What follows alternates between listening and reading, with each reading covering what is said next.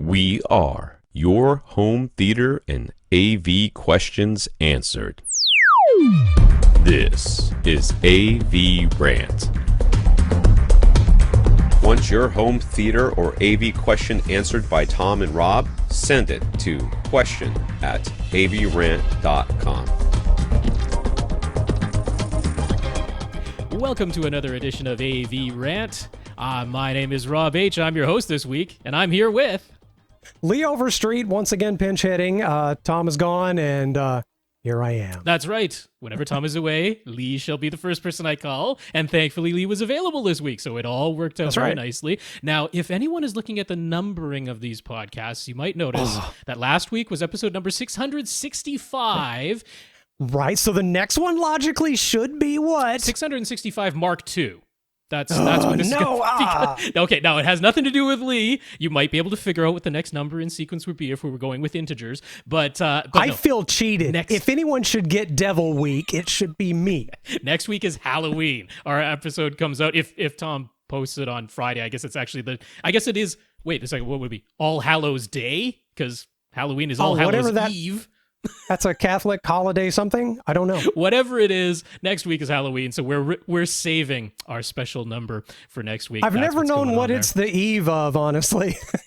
It's All Hallows. What is All Hallows? I don't even know. I guess I could wiki it, right? That should be written down somewhere. But also, if you've gotten this far in, you're like, what the heck is going on? This is AVRant. It's your home theater and AV questions answered. We're a podcast. We answer questions sent to us about home theater and audio video systems. So that's who we are, and if you would like your question answered, all you have to do is write to us. Please send an email to question@avrant.com. Include pictures, include your name, send us your questions. We answer everything first in, first out, pretty much for the most part. First in, first out. Send them to question@avrant.com and they'll get answered. Now, there are other ways to get in touch with us. You can reach us on our website, which of course is avrant.com. You can also find us on Facebook, facebook.com/avrant podcast. And you can find us on YouTube, youtube.com/avrant, where we have our videos posted there, and you can see pictures that get posted in the video. You can see our lovely faces side by side.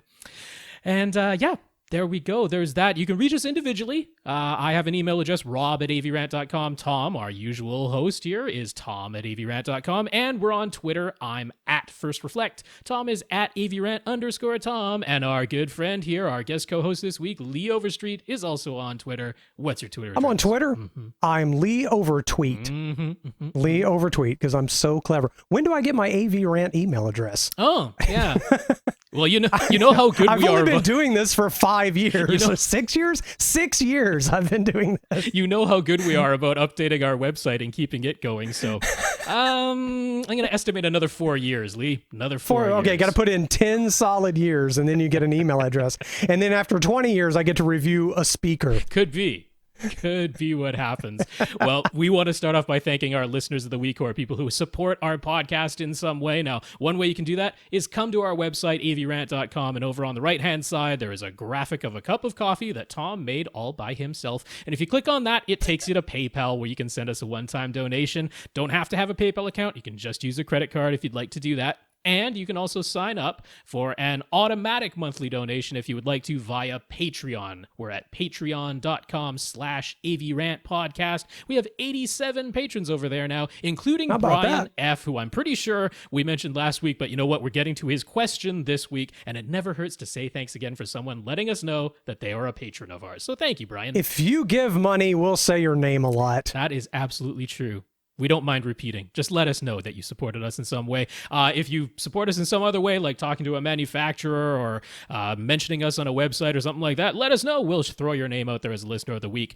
So yeah, let's barrel right on into news. Did you want to read the news? Am I reading the news? I forget how this goes. I'll read the news. You're the fountain of knowledge. I have to do the reading, right? Yeah. So in the news, RBH is discontinuing the Impression and Impression Elite Series speakers that we've so often recommended. At the moment, only the R55 towers and R5 and R5E bookshelf models are still available. But all is not lost. Big thank you to Ben F on Twitter for being the first to bring this to our attention, and an extra big thank you to Damien D, who also noticed and alerted us and kind of panicked about it, but then let us know that he emailed RBH to inquire about the situation, and they confirmed to him that plans are underway for a new impression series, but they do not have an ETA at this time, so no need to panic. The good speakers will continue. That's what it seems like. I mean, this particular version of the impression series wasn't around that long, so it does seem a little bit early to be discontinuing this current one and bringing out a new one at some point in the hopefully not too distant future at all. But I suspect it had to do with supply chain issues, because this current impression series was quite frequently back-ordered. And since the cabinets and a lot of the components are manufactured and made in China and then shipped over to the U.S., either partially assembled or I'm not sure the entire Guess what's happening here right now, you know? Yeah, there's a lot of issues with anything dealing with getting things imported from China at the moment. So I kind of suspect it's a supply chain issue that they're probably looking at, finding a more reliable and affordable way of getting all the components they need to them and assembled. That's purely spepeculation on my part, but because for some reason things are costing more from China. That's right. So in any case, they say moving on, new impression series coming. That's good to know, and we'll eagerly await that. Yes. There will never not be good speakers to choose from. New NVIDIA Shield TV devices are on the way. They haven't been officially announced by NVIDIA directly yet, but retailers accidentally listed them early and then pulled the listings back down, and all of the FCC filings have been made. So October 28th, there should be a new $200 Shield Pro and a $150 Shield Tube. Both get an upgraded Tegra X1 processor for 25% faster performance. And more quotes, 25% faster performance. The Shield Pro retains 16 gigabytes of internal storage and 2 USB 3.0 ports for expansion. The Tube gets only 8 gig of internal storage, no USB ports, although it has a micro SD slot. Both get a new, larger remote that uses AAA batteries and has IR output to control the basic functions of a TV. And the shiny new feature is the addition of Dolby Vision support, which the outgoing $180 Shield lacked. So that is good news. It's a nicer box. Yep, some nice upgrades there. Of course, anyone who is using Dolby Vision was waiting for the NVIDIA Shield to support it. So this new version will, that's for sure. What I wonder is if this new Tegra X1 Plus chip allows them to support Google's VP9 codec, because that was not hardware supported in the currently existing Shield, the one that is now discontinued.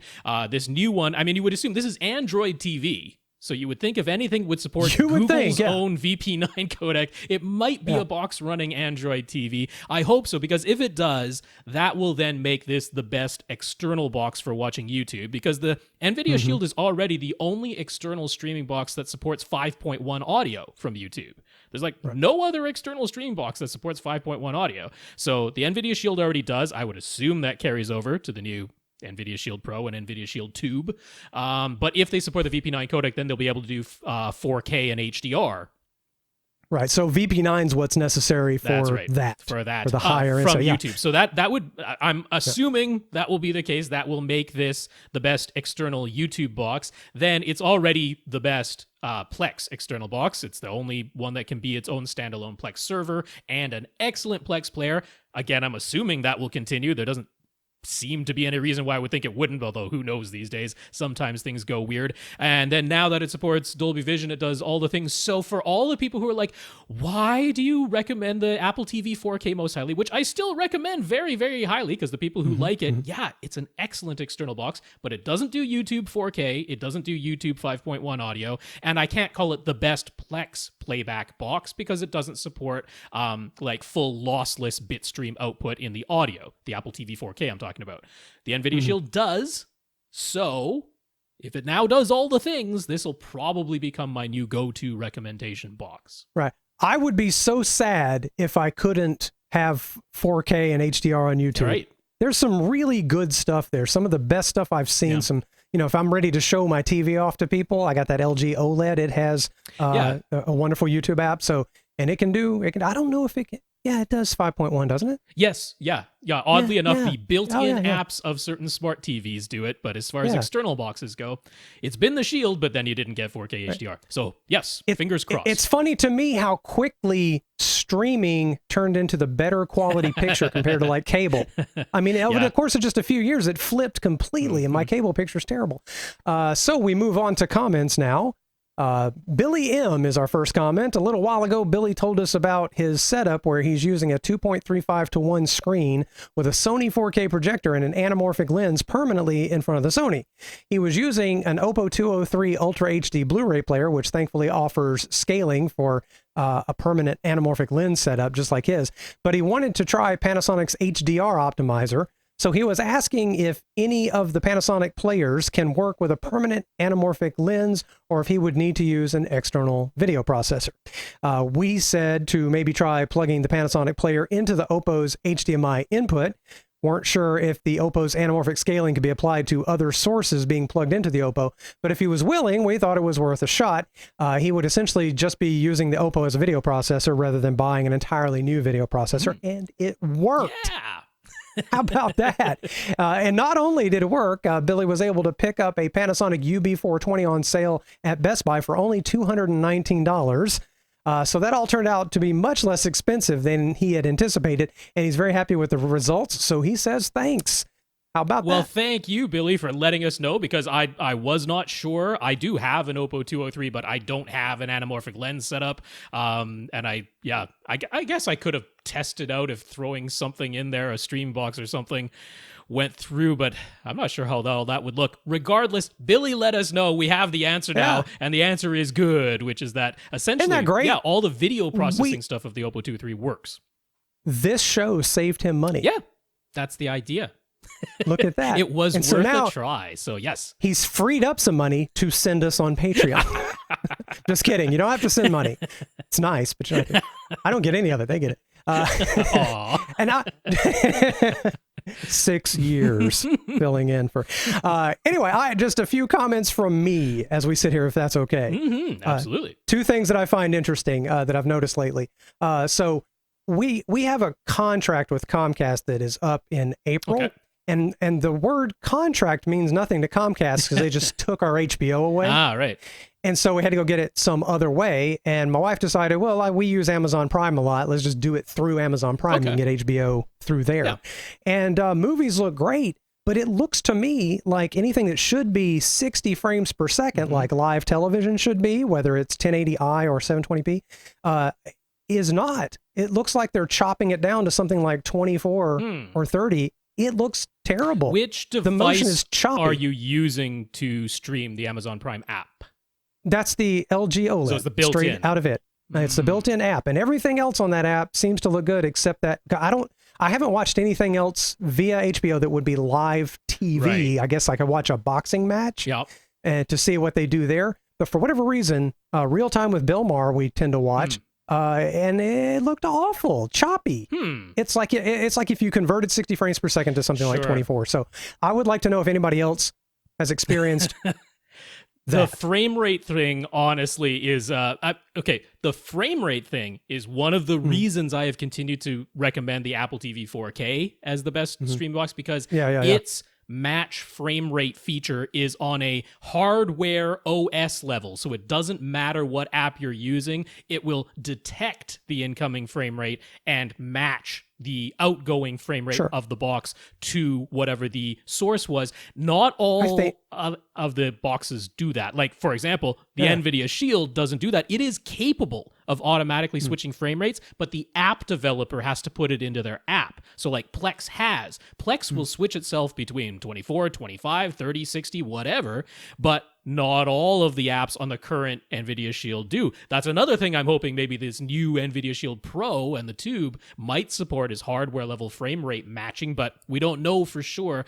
So I think, it's hard to blame Atrio via Amazon Prime because they might be sending the correct frame rate, but it could just be the app that's built into your LG that handles the frame rate that way for some reason. I would love to know. So I'm tempted. I don't know if us paying for HBO via Amazon allows us to get a separate HBO Go app that I could try on the television. Oh, so it was through the Amazon Prime app? I think she did it through Amazon Prime, yeah. I mean, the world is weird now. It is. Yeah. The world is She weird. did it through Amazon. She actually subscribed to HBO through Amazon. Keeping track of what you're subscribing to and then what app you're using and then what device you're using, so which version of the app, on and on it goes. Yeah, there's a lot of if I'm variables. paying for HBO, I should be able to get an HBO app on some device. One would think. One would hope. One would think. So maybe I should try the HBO app itself. I don't know. Yeah. Interesting. I just wondered if anybody else was experiencing that. And another interesting television thing. I'm a big college football fan. I watch Alabama football my whole life. Here I am in Alabama, in Tuscaloosa, where the university is, so I'm awash in it, right? And I was very excited to see that finally, this year, there are live 4K college football games. Not all of them, obviously, just a handful. But you have to have DirecTV and you have to have a certain box from them. Yeah. I did read one article that mentioned maybe Comcast if you had a certain box that was capable of 4K from Comcast. And it's so frustrating. You would think, like football in America, why in the world football in America isn't driving more live 4K television?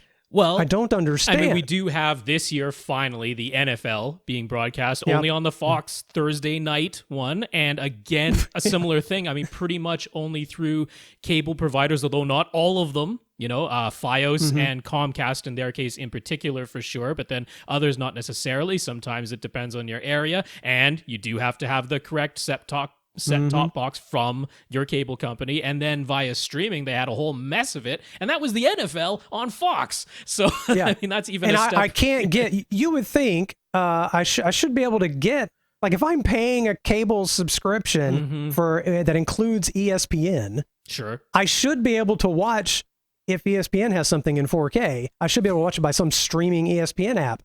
And it's insane. The hardware has gotten out ahead of the supply of video nowadays, and it's really weird. I remember there were high def broadcasts years before, like about 7 years before I got a TV that could do high def. But nowadays it's flipped, and people have 8K televisions scrounging around for something to watch. Well, asking them to update the entire broadcast chain is what has delayed everything, and we still don't have the official rollout of, okay, let's use the official name now, Next Gen TV, right? ATSC 3.0. That hasn't officially rolled out yet. So I think broadcasters are still waiting for that, because that is the new broadcast standard by which they will send 4K and HDR. I still don't think that's coming anytime soon. Oh, because there's too many people who have televisions and antennas and who can't afford new equipment and just aren't going to switch. Well, you don't need new antennas. And no, but you would need a new signal. TV. You don't need a new TV. You need a new tuner. You just need a new tuner. Right. Yeah. So would your television channels all go away like it did when we switched? They'll still be simulcasting in ATSC 1.0 for years to come. Okay, so it's a separate frequency. Yep. So a different channel. Yeah, it's a separate individual broadcast stream, a data bit stream. So on the same channel? Yeah, a lot of what they're having channels do is partner up, and one is sending out the ATSC 1.0 of both of their channels, and the other one is sending out the ATSC 3.0. So they're cutting the bit rate and ruining the picture quality. A little bit. Of course. Of course. Let's keep making it worse. Broadcasting 4K is a bit of a thing. I mean, they were aiming for 2020 all along, so we shall see what happens next year. No, I don't think it's going to happen. Anyway, we've got questions from last week now that we're 30 minutes into the show. Question from last week. Brian F. Via Twitter. Brian is about ready to buy a new projector. He has as much as $6,000 to spend. Hey, so naturally he was leaning towards getting a JVC. We do talk about those a lot in that price range. But then he came across a company called TV Specialists who offer projector modifications. One such modified model is the Theo Optoma UHZ65, and they've posted some YouTube videos about it, including a comparison of their modified Theo with the JVC NX7 and Epson 6050UB. Okay, the stock UHZ65 Theo uses a laser. Stock one. This is before they modify it. Yep. The stock one before they Theo it uses a laser phosphor light source that lasts 20,000 hours. Normally, Optoma only claims it will produce the Rec 709 color gamut. That's where the Theo mod comes in. They add a filter and change the color wheel so that it can reach a claimed 80% of Rec 2020. Plus, they fully calibrate each individual unit and load new firmware so that colors remain accurate with the new modifications in place. The regular UHZ65 goes for $4,000 and the mod costs $1,500, so the price is right in line with the least expensive 4K JVC, the NX5. And in their comparison videos, the Theo seemingly goes toe-to-toe with the more expensive NX7. So, Rob, is it too good to be true? Are we familiar with these types of modifications? Should he get the Theo instead of a JVC?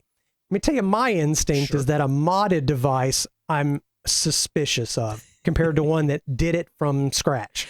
Well, that's my instinct. I don't know if that's a bad instinct or what. They claim that they work directly with the manufacturers and that this is a quote-unquote authorized modification. In other words, you still have warranty coverage. That is the claim that they make. So, okay, I'll take them at their word as far as that goes. Yeah, I've seen other modifications like this on previous model projectors. It's usually in a case where people look at the underlying components of the projector, and very similar, this UHZ65 in Optima's lineup is technically listed under their business class projectors, but it has a bunch of great capabilities that people say, you know, if you just tweak this a little, it would make a fantastic home theater projector, and that was the entire idea of doing this modification. Because they basically went from maximum lumen output under the stock version. That's a businessy thing. Absolutely. And then they're like, well, it's got all this extra light output. Yes, we will have to cut the light output by putting a filter in place and changing the color wheel, but it's got lumens to spare. So if we did that, now we can have beautiful wide color. It's already using one of the DLP chips that it's the 0.66 inch chip, which means it's got a resolution that I can't quite remember, but if you exactly double it, you end up with very close to regular 4K resolution. It is a wobbling So they're chip. having to scale it to something slightly It's a little off? bit teeny bit off, but they are wobbling the chip, using it twice per frame and giving you the full 8 million individual pixels that way. But it's not a true, genuine 4K chip just all by itself. But regardless, all of that stuff, now the UHZ65, the stock model that you buy from Optima for $4,000, is a really, really good projector. Even for home theater, it's already a really good projector. So modifying it in this way, and there's no reason why doing these mods wouldn't expand the color gamut. That's perfectly fine. Yes, they talk about how it cuts the maximum lumens, but you get the wider So the color gamut is literally dependent on the material that wheel's made of? That and a filter and the light that you're starting with, but they're using two blue lasers, one of which activates a yellow phosphor.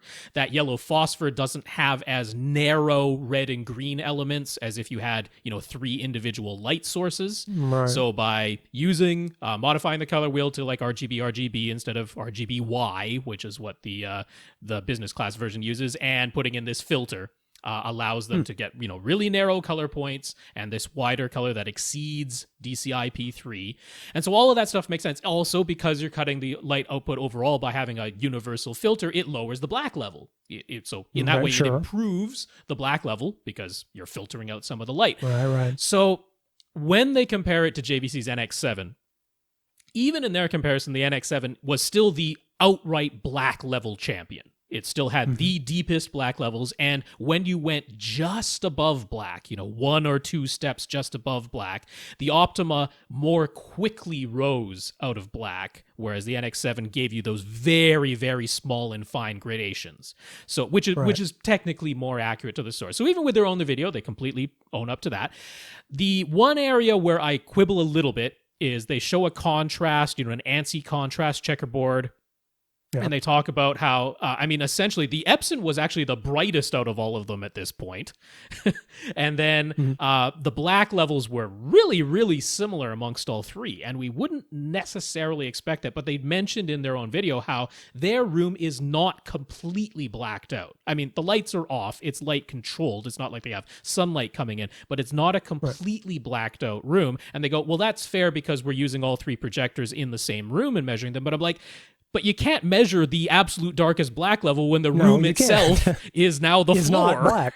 Right? So there's a little bit of that going on in the video. But bottom line, I mean, if you were to get this modified Theo version of the UHZ65, I don't think you'd be disappointed. It was already a really good projector, and there's no reason why their mods couldn't improve the color gamut. But all of that said, the one thing that nobody else has right now is what JVC recently added, which is frame-by-frame HDR tone mapping, right? Where it analyzes the incoming signal frame by frame, just like Lee's LG OLED does, and frame-by-frame adjusts the tone mapping.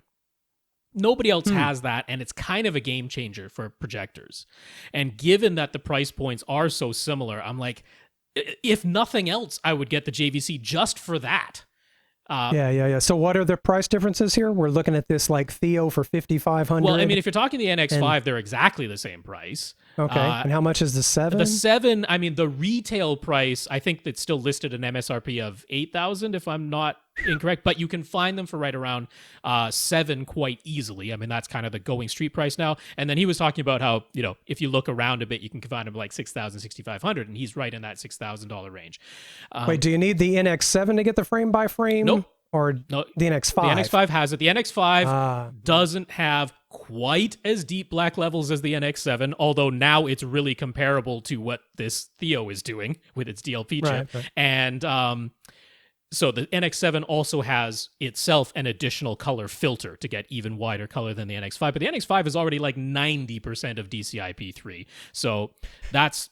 I mean, honestly, I say still go for the JVC. I think that dynamic tone mapping frame by frame is a game changer, and it is still the black level champion, and it is still the most accurate out of these at the just above black levels. So for all those reasons, I would still point you towards the JVC. Also, I'm with you. It has a better lens. Unquestionably, the JVCs have a better lens. It is more uniform. It is an all-glass lens in the JVCs. And so from edge to edge, it is super uniform, and the Optoma absolutely is not. The Optoma is like 56% uniformity, which is actually kind of low for projectors just in general. So that's a big deal for lenses. As someone who takes pictures, a good lens is tack sharp out to the edges, and there's none of that color fringing where you get the red. You won't see in their blue. comparison because they're only taking a wedge of the center. So that tells you a lot right there. One other thing, the JVCs have fully motorized lenses, and the Optoma is manual. So if you want to do any motorized zooming in and out for a 2.35 to 1 constant image height or anything like that, the JVCs can do that right there. They have lens memory and everything. So all of that together, get the JVC. I think so. Brannon M. Brannon has found a couple of deals on lightly used or refurbished Epson 5040 UB projectors.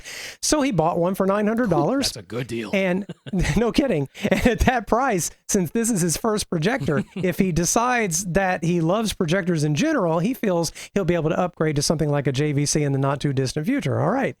He's using a 120-inch silver ticket screen sitting 11 feet away in a 16 by 24-foot room with full light control. And you see Rob doing the thumbs up because that sounds just... He did the calculations instantly in his head. He's like 120 inch, 11 feet away. And he goes like hypotenuse, and he knew exactly those perfect. 43-degree field of view, by the way. 43-degree field of view. He did it, see? I'm not kidding. You are weird, man. They use it for movies and TV and playing games on Xbox One. It must be amazing for the game playing with that kind of to suddenly go to 120 inches. I'm sure that's not what he had before. No, it's got to be crazy. So question number 1, what would be the ideal distance from the projector to the 120-inch screen? So this is an Epson. You have a huge zoom range to work with. There's not really like a bad way to put this projector. Now, I will say, if you have it as far back as the lens possibly allows it to be versus as close as the zoom lens allows it to be, there is a difference in light output. When the projector is as close as it can possibly be, it is brighter than when it is as far away as it can possibly be. But when we're talking these numbers that I'm about to give, this is from the lens, from the front of the projector to the screen. So remember, there is a body behind that. It's about 18 inches deep, that Epson 5040 UB. So don't forget that there's a body behind the lens. But if the lens is anywhere from 11 feet 9 inches to 24 feet 9 inches, it will be able to throw a 120-inch image. Now, I don't know which way his room is oriented. It's 16 by 24, but even if you're in the room the long way, you could have that thing on the back wall, no problem, right? The lens can be 24 feet 9 inches away, so the lens would be closer than that if your room is 24 feet long. Again, you've got the body of the projector. So on a technical level, there is no reason why you can't have this anywhere from your back wall all the way to directly over your head if you're 11 feet away from your screen. Right. I would recommend, so since we've got that, if mounting it on your back wall is actually the most convenient thing to do, I am all for that. Tom and I are both fans of mounting a projector on your back wall if you can, because plus you can get it closer to the vertical center of the screen. You can do that if you want to. Because if you're really close, that angle is greater. Yep. From the projector to the bottom of the screen if it's up high on the ceiling. And it gives you the easy option of if you were thinking about how am I going to wire this up. I mean, you could have all your equipment at the back of the room now, and then it's a short HDMI cable up the back wall. You don't necessarily have to put anything in wall. If it's behind you and you're not looking at it, maybe cover it with a curtain or something like that, right? Yeah, a shelf. A shelf is so much easier than a ceiling mount, that's for sure. There's the power part of it, because if it's mounted on your back wall, it's easy to run that projector's power cord down to a battery backup, which we would definitely recommend you plug it into a battery backup. If your power ever cuts out while it's on, it saves your fan and it saves your lamp. So if you're mounting it on the ceiling, obviously tons of people do, but we always recommend if you mount it on the ceiling that instead of just installing an electrical outlet on your ceiling that runs back to your electrical panel and therefore it doesn't have battery backup, that you install what is essentially a proper in-ceiling extension cord where you run the outlet that's you've installed in your ceiling down to a male inlet that is close to where you have your battery backup, and then you just plug your battery backup into the male inlet, and now that feeds your projector. But all of that is more complexity than if you just have your projector on the back wall. Man, I would stick it on the back wall. If it was within that zoom range, you better believe I'd just put it on a shelf. That is just so much easier. And you can reach it easier. You know, do a little dusting. If you want to clean the filter, all that stuff, or make a small adjustment, right? Whatever it is. Yeah, so you just reach. If you can, I'm in favor of that. Also, even with it all the way back there, on a 120-inch screen, the 5040 UB could still throw 200 nits, which is more than you need. So there's not really much reason. But let's put all that aside, because I know he's asking about ceiling mounts coming up next. If you just want to mount it on the ceiling mount, you've thought all this through, you know how the wiring is going to go and all that, I do recommend, I personally like to have it a little ways behind me. I don't like a projector directly above my head, even though you're going to hear the fan. That's right. For one thing, I hate hearing whirs and buzzes and zzz. Even though the 5040 UB is a quiet projector by any projector standards, it's a quiet projector. But if it's right there, and a tiny little bit of light spill if there is any, it's that type of thing. So I like to have it behind me if I can. About 3 feet or a little bit more is where I like to have my projector mounted above me. So, I mean, that's all I would recommend, because you have that whole range. It can easily go anywhere from the back wall to directly over your head. So, plus, you want that Atmos voice of God speaker directly over your head. Oro. Right there. If you did Oro, there would be that. That's right. But I mean, right there. Piles of zoom range, piles of lens shift range on this thing. So, it's essentially pick your poison, and there isn't a tremendous reason why you need to mount it forward or back in your case. Right, here's his question about that. He did a little research and he heard us talk about how nice it is to use a projector ceiling mount with gear adjustments to perfectly line up the image. Right. He's found the Chief RPM and the Peerless PRG. The Peerless is about half the price. So is there any reason that the Chief would be significantly better and worth the price difference? I'm going to guess no. So all it really is the Chief has more available official add-ons. For example, they have like a sled so that you can actually move the entire mount. I mean, depending on how you orient it, forward or back or left or right is what they need it for. So yeah, they've got that sled. They've got some different extension options or like angle bracket options, those type of things. It's a little bit more flexible in the official add-ons that are there. So that's kind of what that's for. If you're just going to take the mount the mount to the ceiling and connect the mount to your projector, get the Peerless. No compelling reason. It's an excellent mount. I've used it myself. I'm totally in favor of it, and I think it's a great value. But of course, you're just going to stick it on a shelf in the back of the room and send us a picture. Also be the case, and then you don't need either of them. Yeah. Could we point him to some picture mode and settings suggestions?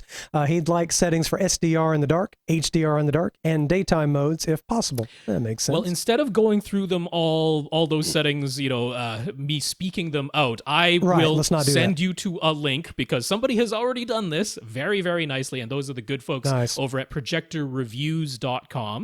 So we'll have the link specifically for this on avrant.com and in the show notes on YouTube. But if you just want to Google search it for yourself, look up it's Projector Reviews with an S on the end.com. It's their review of the 6040 UB, but they are identical, the 5040 and the 6040. They have a whole section in their review that is just the calibration settings. Now, if you read it, they already tell you this, what I'm about to say, but not everybody reads the wall of text that Projector Reviews presents you with. So at the very bottom of that page, scroll down to the bottom, they just have a slideshow where they took photos of their settings. And guess what they have? They have a setting for SDR in the dark, HDR in the dark, and a daytime setting. It's exactly what you asked for. Just so you know, since the slideshow that they have loops, and you by the time you scroll down there, you might not be sure exactly where in the slideshow you are. No, just let it go. Keep hitting pause. You could. I mean, it does go back to the beginning, but okay. Just to put this out for anyone who doesn't want to go into the deep dive, but just wants to select the right picture modes. It's a little bit unusual because the natural picture mode, they have a picture mode labeled natural. That is the best one to use for standard dynamic range in the dark. It is accurate Rec 709 color, and it is not boosting the brightness. They have a setting called Bright Cinema. Surprise, surprise, that's the best one to use in an ambient light setting in the daytime. Yeah. And then they have one called Digital Cinema, and that is the one that activates the wide DCI P3 color, so it's the best one for HDR. That's in Projector Reviews settings, but in case the slideshow is looping and you've lost your place, Natural, Bright Cinema, and Digital Cinema.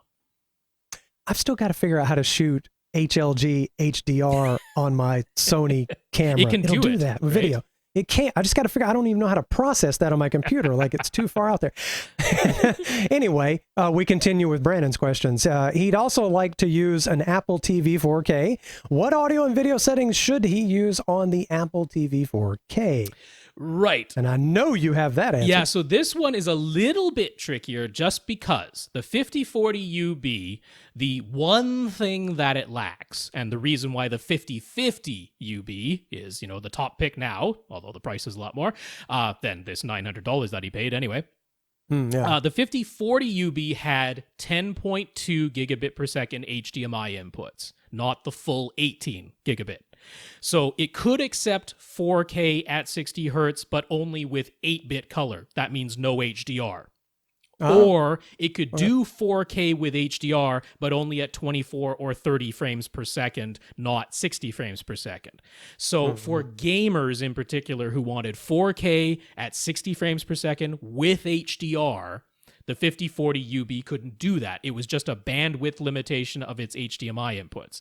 Then on top of that, the new 5050 UB has some niceties for HDR settings where they just gave you one button directly on the remote that gives you a slider to brighten or dim the entire HDR image as a whole, where you have to dig through the settings on the 5040 UB to do that, and it doesn't have as many steps as the 5050 does. So when it comes to the Apple TV 4K, number one thing, do not activate Dolby Vision. I mean, your projector doesn't support it anyway, but definitely do not activate Dolby Vision.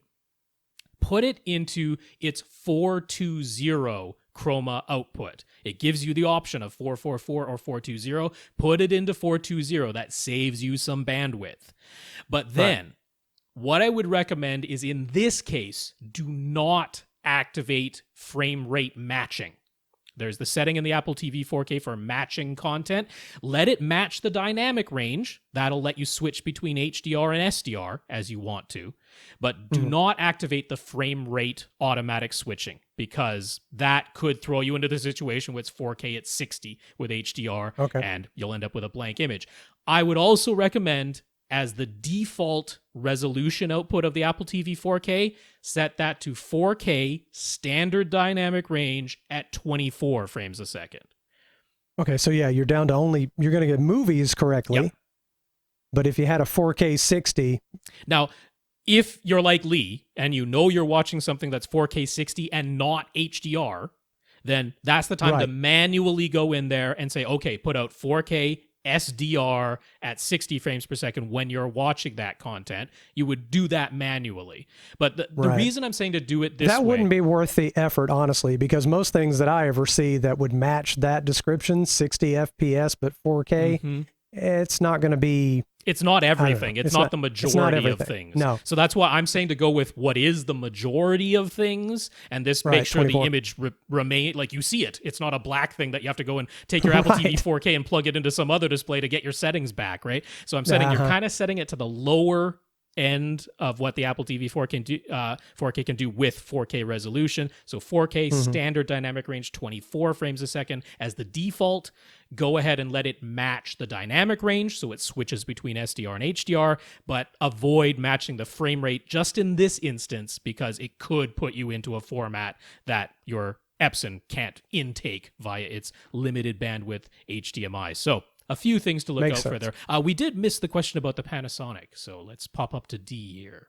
We did? Yeah. Oh, would it be worth the reasonable price to get a Panasonic UB420 Ultra HD Blu-ray player to pair with the 5040 UB? I mean, after all, they both have UB. If you're going to watch a bunch of Ultra HD Blu-rays, I definitely think so, because there are lots of Ultra HD Blu-ray discs that have either been mastered at more than 1,000 nits, or they have just blanked out the metadata, and there essentially is no data on those discs for the Epson itself to read. But the Panasonic can bring everything down and send it out at either 500 nits or 1,000 nits, whichever you choose, and the Epson can tone map everything that's being sent to it at either of those really, really nicely, and now it'll be consistent. Now, of course, when you switch to a streaming service, that goes away. Now, or a game. You switch to a game, that goes away. But if you're going to watch a lot of Ultra HD Blu-ray physical discs, it's totally right. They're $220 at Best Buy now. And if you're going to get an Ultra HD Blu-ray player anyway, why not get the one that keeps the HDR looking consistent from disc to disc? Yeah, the one that best matches your projector. So ironically, they both say UB, and they do happen to match. So there you go.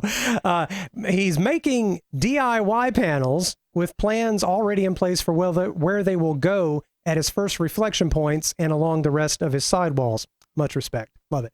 But along his back wall, pretty much right in the middle, there's a gap where the room extends back a bit farther for the stairway with a door. As well as a nook where he keeps a desk and a couple of side doorways into other rooms.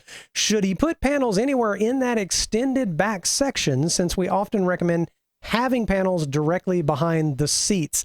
You know, I would, especially in the surfaces that come right back at the back of your head. Sure. I don't see how, it can't hurt. Yeah, I mean, the actual physical back wall, which is back in his nook where he's got his desk and some papers and that. But I mean, there's not much reason not to. We're talking about maybe a 4-inch thick panel would be nice back there, but it does look like that space would be straight behind his primary seat.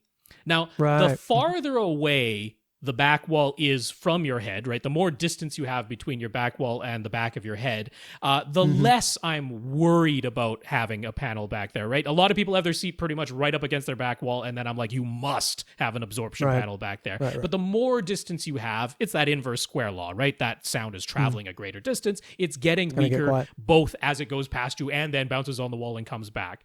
So it doesn't look too far away in the picture, so I'm thinking I'd throw one back there. I would. I'd take a minute to DIY panels. You put some insulation back there. Absolutely. Now he has some little track lighting on the ceiling that's kind of aiming a beam right at the spot where I would put a panel, which is going to be right behind his head. And so what I would do is get one of those, get something printed.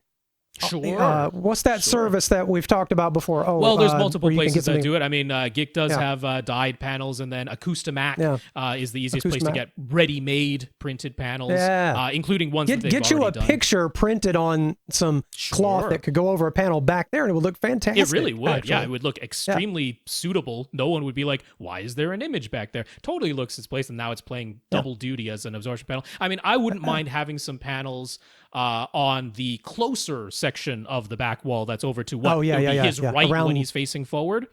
around his rear speakers? Yeah, around his rear speaker and where the light switch is back there. So, I mean, I would have panels on your back wall. Like I say, in your case, since you do have some distance, I wouldn't expect you to be like, oh, night and day difference that it made. But if you're making the panels anyway, yeah, throw some back there. Yeah, and also just the whole room begins to sound cozier and have a nicer feel for me. That's my opinion. I love a good, like, less reflective room. It's just so relaxing. I don't know. I really like it. It's very quiet. Okay, he's got one more question. He is using Ascend Horizon speakers up front, which are front ported, and HTM 200 SE, which are sealed for surrounds and surround backs. Should any of his speakers have panels behind them? Do panels make a difference when the speakers do not have rear ports? So since bass, and I mean, we're talking anything below 200 hertz here, so your speakers are playing that, and bass comes out essentially omnidirectional, right? The part that moves forward and the part that comes back, it just wraps right around the width of any speaker very, very easily. So yes, even without rear ports, the back wave of a bass frequency absolutely will still impact on the sound. I wouldn't put any panels behind your surround and surround back speakers, though. I mean, they're essentially mounted on the wall. I mean, in his case, going back to that whole idea of a rear projector shelf, he's already using little shelving units to hold up his surround back speakers. We can see that. But I mean, I wouldn't put panels behind the speakers themselves in those cases. Your front speakers, though, yeah, absolutely. I would have speakers behind those. I doubt that his horizons are like pressed right up against his front wall. He probably has some distance there, and I absolutely would go ahead and put some panels on your front wall behind your front speakers. Just cover everything. Well, you don't want to go crazy overboard, but I mean, to get to about 30% of your total surface area, and given that his ceiling is bare, right? To get to about 30% of your total surface area covered, you got to throw some panels around. Yeah. You do. But you don't want to walk in and feel deaf. No. That's... I've been in rooms like that where you walk in and just, it's just gone. Right. All sound is gone. It feels weird. You hear your heartbeat in your throat, you know? All right. So finally, we have some new questions, Rob. Yes, we do. New for this week, Shawn W has questions. Or a question. Questions? Yes.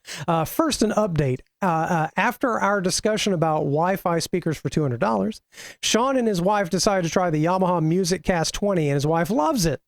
So he says, thank you for that recommendation. Always good when you get the spousal approval and people love it. I'm very glad you're happy with that. You bet. They just bought a new house and they need a big TV for the living room. Yay. He's not concerned about critical viewing. This is for cable TV in the background and Netflix for the kids. He'd like to keep the price under $1,500, but he wants at least 75-inch TV or bigger. Although if it's possible to go even larger at that price, he'd be into that. Yep. So what can we suggest?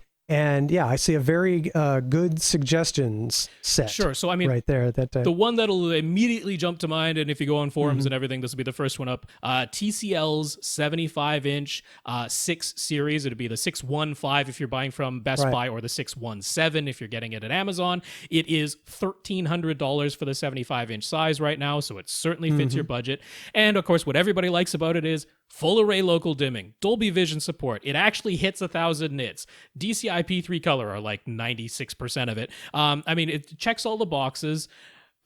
The things about it that some people don't like, if you're being critical, is that... And he's not, though. But it does have a little bit of panel uniformity that isn't the greatest, right? The edges, the corners are a little bit darker. You get some dirty screen effect. That's just in there. And there is a little bit of banding here and there that people sometimes see. But honestly, for what you're talking about, I wouldn't worry about those things at all. And it's actually a very capable TV. And it's the cheapest one out of all the ones I'm going to mention. So you might just stop there. The other thing about that seems to fit the bill perfectly. I'm not a fan of TCL myself, but then again, when I was shopping for a TV... End. Yeah. This is both their higher end, and we're being told that the picture quality doesn't matter as much on this TV. So boy, that just sounds perfect. It's still darn good. So, that's a pretty easy recommendation. It is a 60 hertz panel. The native refresh rate of the panel is 60 hertz. So that is one thing. That is one reason why personally I like Vizio's P series. The Vizio P series is a native 120 hertz panel, and it also does all the things: full array local dimming, Dolby Vision support. Not quite as bright in the peak brightness as the TCL6 series. It only gets up to about 800 nits instead of a full 1000. But they actually have the 2019 brand new 75-inch P75G1. So that's the brand new one. Now it has quantum dots. So it gets like 98% of DCI-P3. Like, it's a pretty killer TV just in outright. But it is $1,600 for the 75-inch brand new Vizio P Series Quantum 2019 So if you do want to be a little bit critical, that'd be where you'd want to go. It's got the little bit wider color. Yep, there you go. But kind of like the TCL, the uniformity still isn't fantastic. It's got some color banding. It's got a little bit of dirty screen effect. That's all in there. So if the most important thing to you is not Dolby Vision support, it's not maximum, 1000 nit for HDR, but you'd like some better panel uniformity, I don't want to overlook Samsung's RU8000 series. Now, this is edge-lit. It doesn't do Dolby Vision. It does support HDR, but it really only hits about 400 nits, so it's not a HDR powerhouse.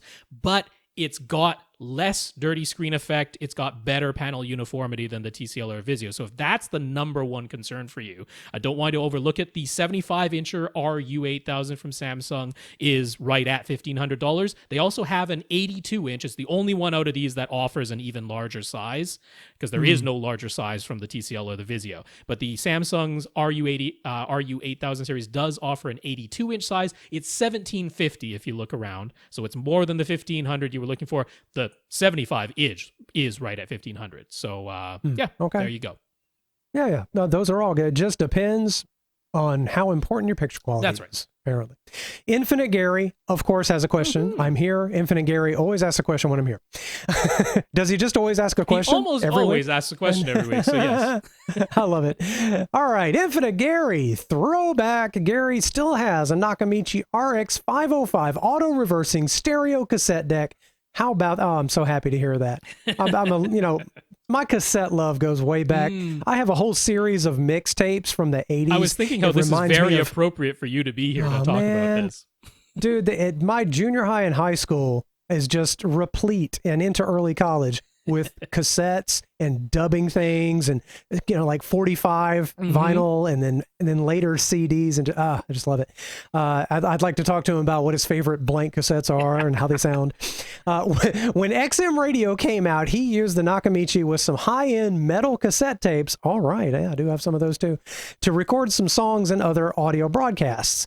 He also tried using his JVC Super VHS player, I've got 3 of those, to make some recordings from XM Radio using their highly touted VHS Hi-Fi stereo audio mode. Hey, all brands, if their Hi-Fi is working right, is fantastic. That's pretty universal among Hi-Fi VCRs. So which was better? To his ears, he preferred the way his Nakamichi and metal cassettes sounded. But on a technical level, how did VHS Hi-Fi on a Super VHS player stack up? Hey, I've got the answer to this. I'll let you go for it then, because I looked this up, but I might be wrong. Lee really knows this stuff, so I do. This is a thing I know. All right. So the VHS Hi-Fi system is actually quite fantastic. It is 20 to 20,000 hertz, almost perfectly flat, plus or minus 3 dB all the way out, and it's particularly good at the higher frequencies. Because the weird way that VHS works, higher frequencies are actually easier to record. The lower frequencies are harder. They were using audio frequency modulation for the hi-fi version of VHS audio, and they were actually embedding it within the video signal. And the video signal is running at a much higher frequency than audio usually is. So, yeah, it ended up being the high part frequencies that worked. I remember Maxell had a hi-fi optimized tape that had some particles in the formulation that would react better to the very lowest parts of that video embedded signal. And so it actually made for some really good hi-fi. So on a technical level, the VHS hi-fi system, if it's working right. And that's if your alignments are right and your head switching as the VHS heads spin. If that head switching is timed just perfect, like it's supposed to be, and most of the time it is, that's actually going to be better than that Nakamichi. However, a Nakamichi with a metal tape and properly calibrated that's Dolby the noise thing. reduction, which is always tough. There's a lot that can be done on that Nakamichi to adjust the sort of audio settings at both in and out. So, but here's the neat thing. VHS Hi-Fi doesn't need any noise reduction. By its nature, it has enormous dynamic range and that very good frequency response. Yeah. So the Nakamichi, if it's tuned out right and working properly, it can sound amazing. But I would guarantee you, if you put them side by side and really either really listened or measured, that technically the VHS is better. However, the fact that he prefers the Nakamichi on that metal tape, that's going to probably come down to the kind of frequency response curve that pleases his ears more. I bet. And the dynamic, the kind of compression that Dolby does.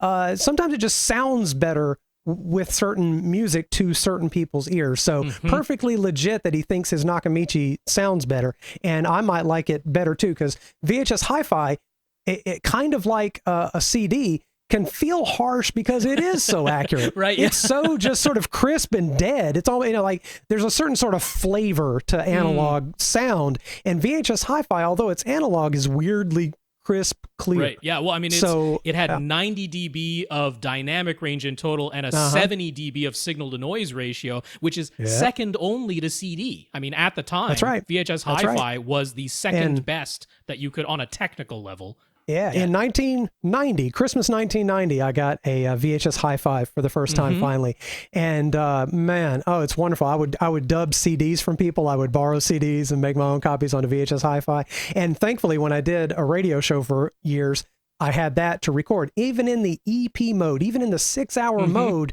the track width for the Hi-Fi is the same whether you're using 2-hour or 6-hour mode. So the sound quality is the same at 6 hours as it is at 2 hours. And so I could set it to record my 3-hour radio show. I'd get 2 shows on one tape, and I archived every single one of those hundreds of radio shows that I did. And I have them in a big old stack of VHS holders, but the classic wood grain VHS drawers. I have tons of them in a closet right over there. VHS better, but not sure. I mean, when you're using a metal tape and a Nakamichi, just for comparison purposes, before you had everything with VHS Hi-Fi on it, or if you just had, a cheap VHS deck that only did the original version of audio that was on VHS, it was a linear recording track that was terrible. It was along the top edge, like they used a physically different part of the tape that was up there. It only recorded from, at best, 100 hertz to 10 kilohertz. So the frequency range was limited, and that was at best. I mean, very often it was more limited than that. And it did apply some noise reduction, but it only and there was a stereo version they tried to make cut of it that in linear half. track. It made it even worse. And it was just doo-doo. I don't even know. Yeah. And it was 42 decibels signal to noise ratio at best.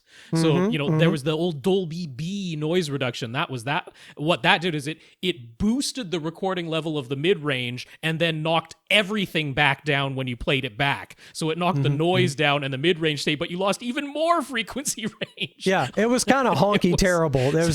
But see, the thing is, all these products are designed for what people are using at the time. That's right. And the average television at the time when they made VHS was a 19-inch TV with a little oval speaker. One little mono speaker. That, just about 4 inches across, and you can't hear anything above 10K there, so it was actually quite perfect. And his Nakamichi tape deck is sort of the pinnacle of cassette. That's about as good as cassettes ever got, and he can probably get a 20 kilohertz signal, but it's not going to be quite as accurate as that VHS Hi-Fi. And also 99.5% of everybody's cassette experience is nowhere near as good as that Nakamichi. I know mine is. I have a really nice Pioneer that has Dolby S, and that's as good as I've ever heard. And it's just finicky though, because Dolby isn't always calibrated perfectly from one cassette deck to another. And so cassettes are frustrating. he has a very good one, but no, VHS Hi-Fi pretty consistent. That's right. Yeah. VHS Hi-Fi, I mean, certainly compared to the original linear version of audio on VHS, worlds apart. So VHS Hi-Fi technically pretty darn good. Really, that's as good as analog audio got for consumers, as far as I could tell. I mean, maybe someone has a 15 inches per second reel to reel that they could argue with me. Maybe. So also moving on, Gary watches NHL hockey from time to time. As far as Canadian teams go, he most often catches Calgary or Edmonton games. He's noticed that when it's a Calgary or Edmonton home game and the signal is originating from Canada, the image looks better than any of the games he watches that are being played in the U.S. Brighter, clearer, and the colors just seem to pop more. Do we know why? He's not just imagining that, right? That's a good one. I don't know. I think it's the cool, crisp air keeps all the electronics cool and working right. It's the fact that in Canada we care about hockey, and in the U.S. most of the places really don't. Right. It's the cameras. Honestly, it's straight up. It's the cameras. And probably the allocated bandwidth, the bit rate that they use. They just don't invest in the top end equipment and all that in most of the arenas. Like if you're in New York watching the Rangers, fantastic equipment, but they care about the New York Rangers in New York. Right. So, they have excellent equipment that looks every bit as good as the Canadian broadcast. But all the Canadian arenas, we've outfitted them with pretty much the best cameras, 1080p, but pretty much the best cameras that we've got. Also, our Canadian camera operators are just plain better than almost all of the American arenas. They know how to follow the action for a way that looks really good. Boy, there's so much difference in sports coverage and the quality of the picture. I was talking about college football earlier. There are so many college games every week, and there's so many ESPN 18 and 35 channels, that the lesser popular games, smaller teams, they'll literally just be blurry. Yeah. It just looks like a DVD. So many of the NHL games that I watch that are coming from the States, they don't get to use the same cameras as, like, if they share between the NBA and the NHL, they have different setups. The NHL cameras, they're relegated to being way up in the rafters. The players are super far away, and the camera operators are still, like, struggling to follow the puck. So, it's on a technical level, Gary. You're not imagining that. But go watch a Rangers game, and you'll notice that it looks every bit as good as the Canadian broadcast. There you go. So, it's real. Like, for instance, NFL football in the States here, Sunday Night Football, which broadcasts on NBC, which is 1080i. They're using their best cameras. It's got a higher resolution signal. It looks fantastic compared to if you're watching Monday Night Football on ESPN at 720p. It looks like Dookie, and the graphics are better on NBC. Right. So anyway, moving on to another question. William B. William is remodeling his dedicated theater room to add a false wall with an acoustically transparent screen, new speakers, and new paint and lighting. Neato. What paint should he use now that he will have a projection setup? Should it be black and or neutral gray? Could he go with any customizable paint and just tell them to use the same number across the 3 RGB values to make perfectly neutral gray at whatever shade he prefers? Now, I assume he's asking just what to paint the walls. No. And maybe the trim as well. Could be.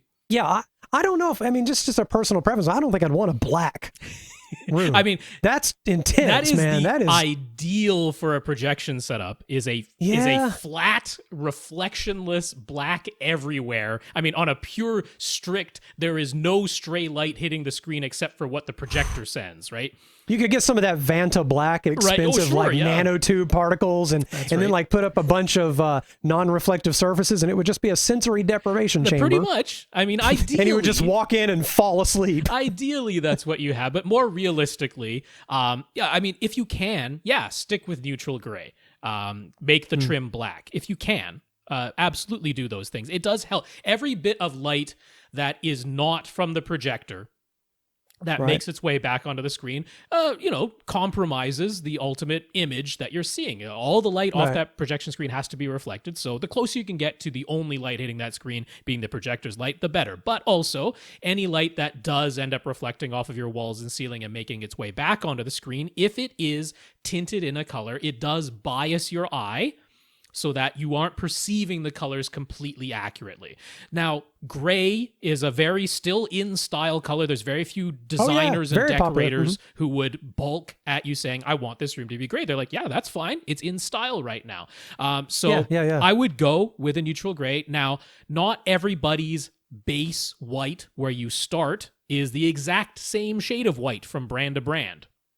That's true. You can't just necessarily go say, make all the RGB values of the tints that you put in exactly the same and necessarily end up with perfectly neutral gray.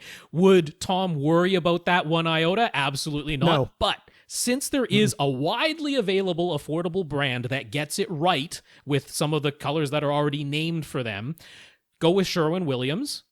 They have their series. It's the 707 series. So there's like 707-1, 707-2, and so on. Just getting darker as the very last number gets higher. The 707-1, they call it gray screen. And it is an exceedingly neutral gray. And then as you go further down, 707-2 and 3 and so on, it just gets darker and darker in that shade of very neutral gray. So I don't see any reason to not do that. It's not like Sherwin-Williams is hard to find or massively expensive or something. Right. And it's like, it's done. You're done. You don't have to worry about it. Yeah, I'd be shooting for something like a 75% gray. Sure. Yeah. I mean, I went for something that was around there. Mine, I think, was named Software. There's Web Gray is like the one shade darker than that. So somewhere in that range. I will just mention, as far as the finish goes, Sherwin-Williams calls their most matte finish, they just call it flat. They actually have a finish called matte, which is like one step shinier than flat, although still very, very matte. Both of those are the type of thing where if you even brush it with a shirt sleeve accidentally as you walk by, you'll probably see it in the finish.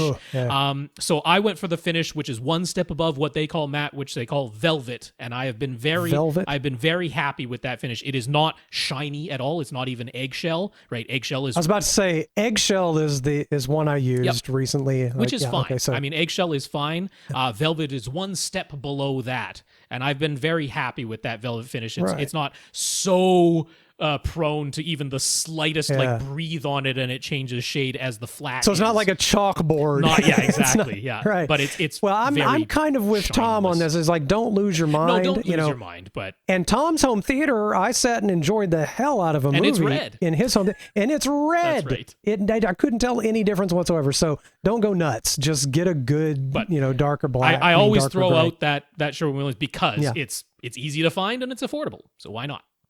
I enjoy movies every day in a room that was painted with Walmart paint. Yeah. So it's perfectly fine.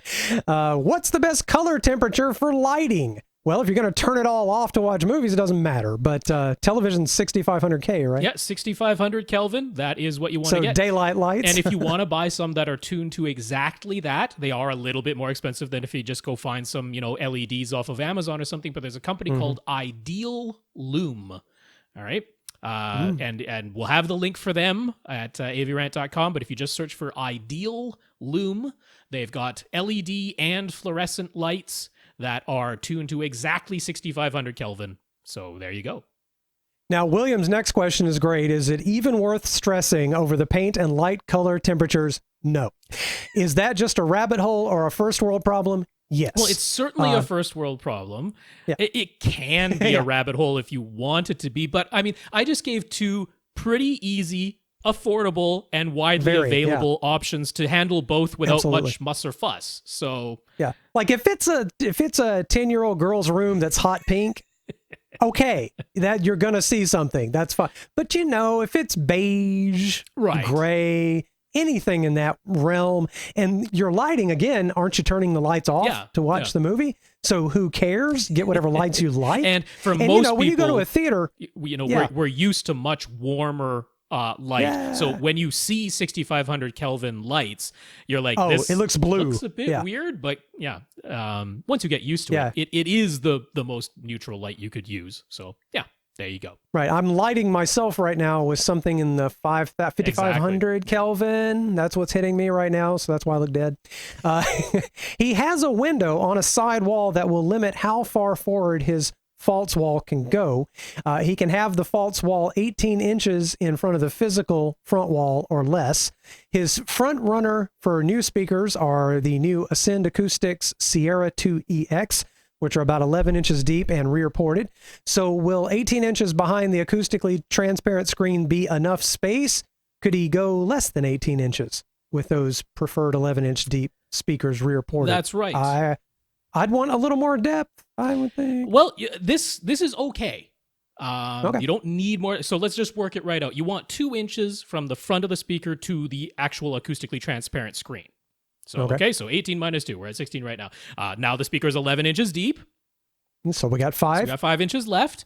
Now, 5 inches from the rear port to a bare front wall. You might go, ideally you'd have a little bit more space, but This is behind an acoustically transparent screen. You throw some insulation on that wall. Just put tons, I mean, you could hang put quilts back there, anything. You could put 4-inch thick insulation. You don't even have to cover it and make it look pretty because it's all being hidden by your false wall.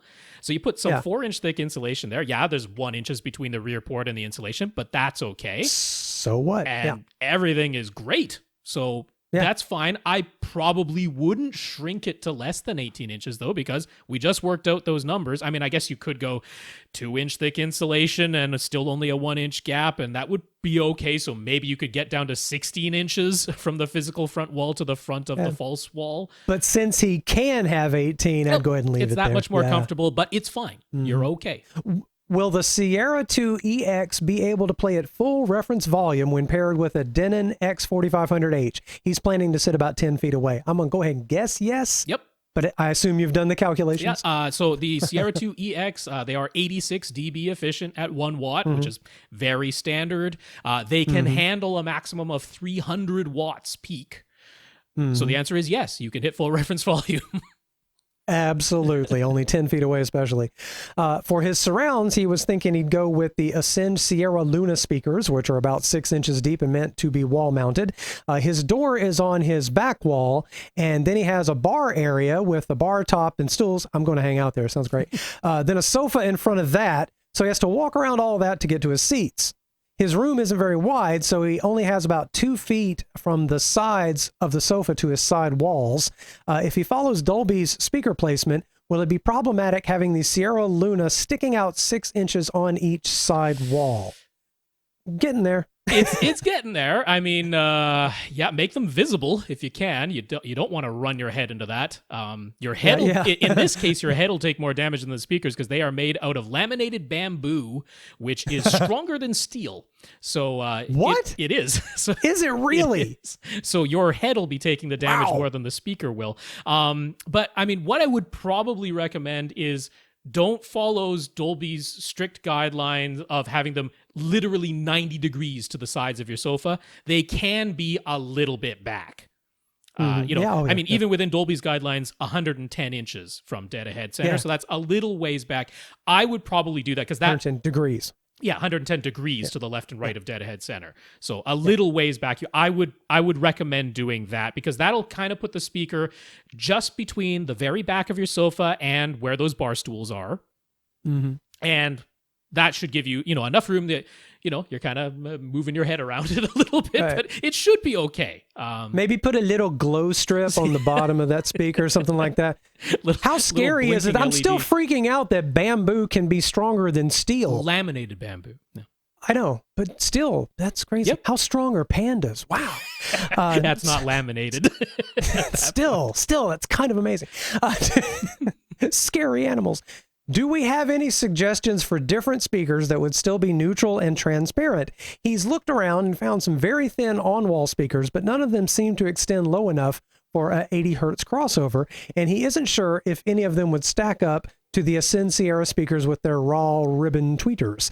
He doesn't want to use in-wall speakers, so any ideas? I believe you have an RBH recommendation. Yeah, I mean, if that's what you're going for, it would be RBH would be the alternative here. Also, you could end up using RBH's large signature series on-wall speakers at the front of your room and actually have them mounted on your front wall behind your false wall. So there, if you're like, I really would prefer to have less than 18 inches, that would be one way to accomplish that, right, is going with RBH on-walls. But the RBHs are more expensive.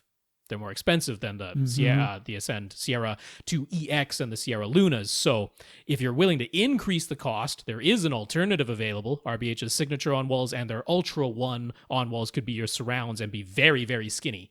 But they are more expensive. Right. Similarly, I could mention Legacy Audio. Legacy Audio would be another one where they have on-wall options. They have the Pixel, which is the small one, and they have their Silhouette, which is the big one.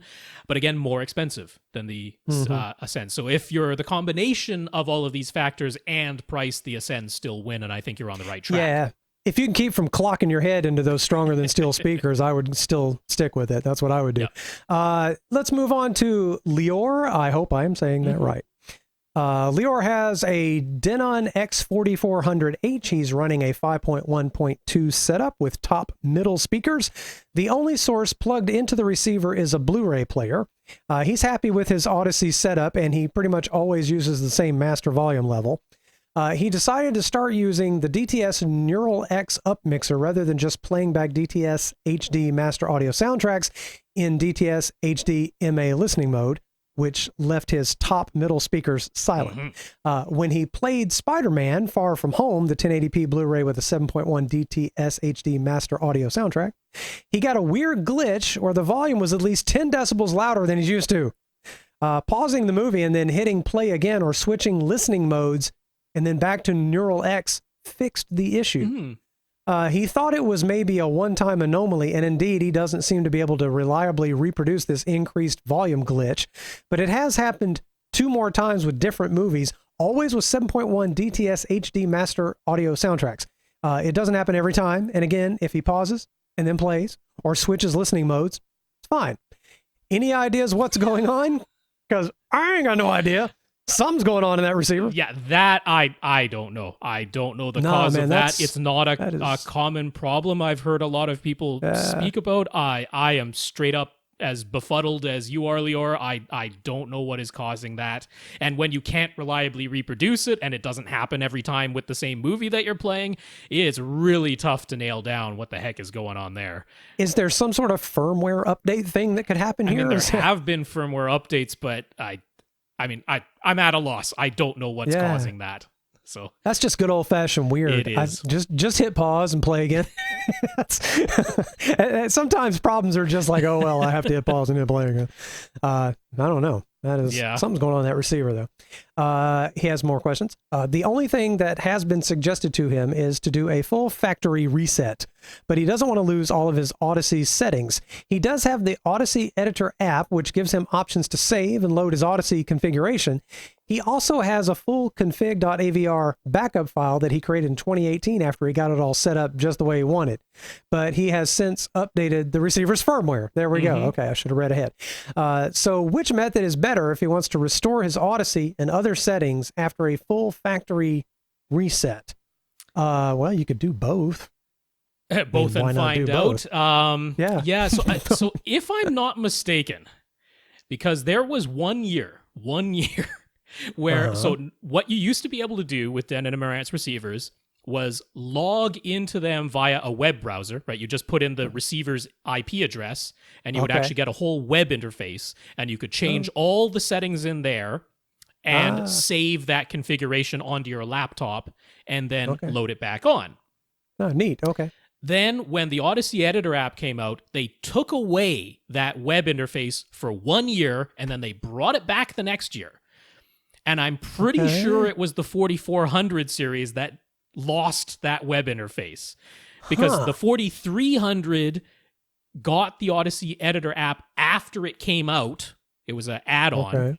And then the 4500, I just looked at that manual and they mentioned the web interface again. So so the 4400 can get it back, or no? The 4400 is the one that didn't have can't have it. Yeah, didn't have the web interface. I'm pretty sure that was the one model year where it was missing that feature. People cried out about it and they brought it back with the 4500, as I recall. I might be wrong about that. So how he got that config.avr file, I'm thinking might have been a third-party way of getting that, because there were other ways of doing it, but I'm thinking that's the situation. I might be wrong about all of that, but I think that's the situation. Now, the Audyssey Editor app gives you a pretty simple way to save your Audyssey configuration and load it from the app, and it's actually the way that a lot of people, since Audyssey doesn't give you like multiple different configurations that you can change at the press of a button.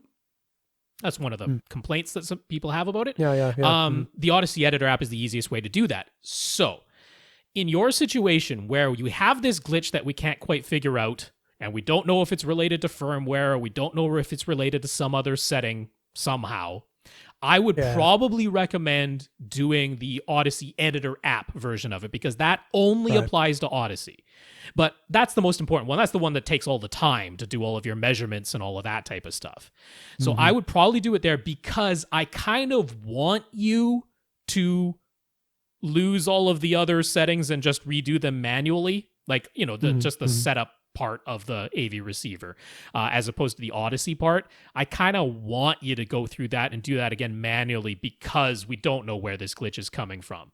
Right. A full reset does sound like the only it's the possible reasonable thing option to do here. And as far as the time consuming and measurement part and everything, you can still save that via the Audyssey Editor app and easily load it again. So that would be my suggestion on that case.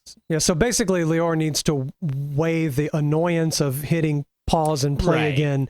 How often is that happening versus a factory reset, and then you get through all that and it still does it? Yeah, oh, exactly. Wouldn't that be, yeah, because you reloaded everything exactly the way it was, and it's a little iffy to me. I don't know. So just how bad is it? Yeah. and then do the factory reset with the app settings.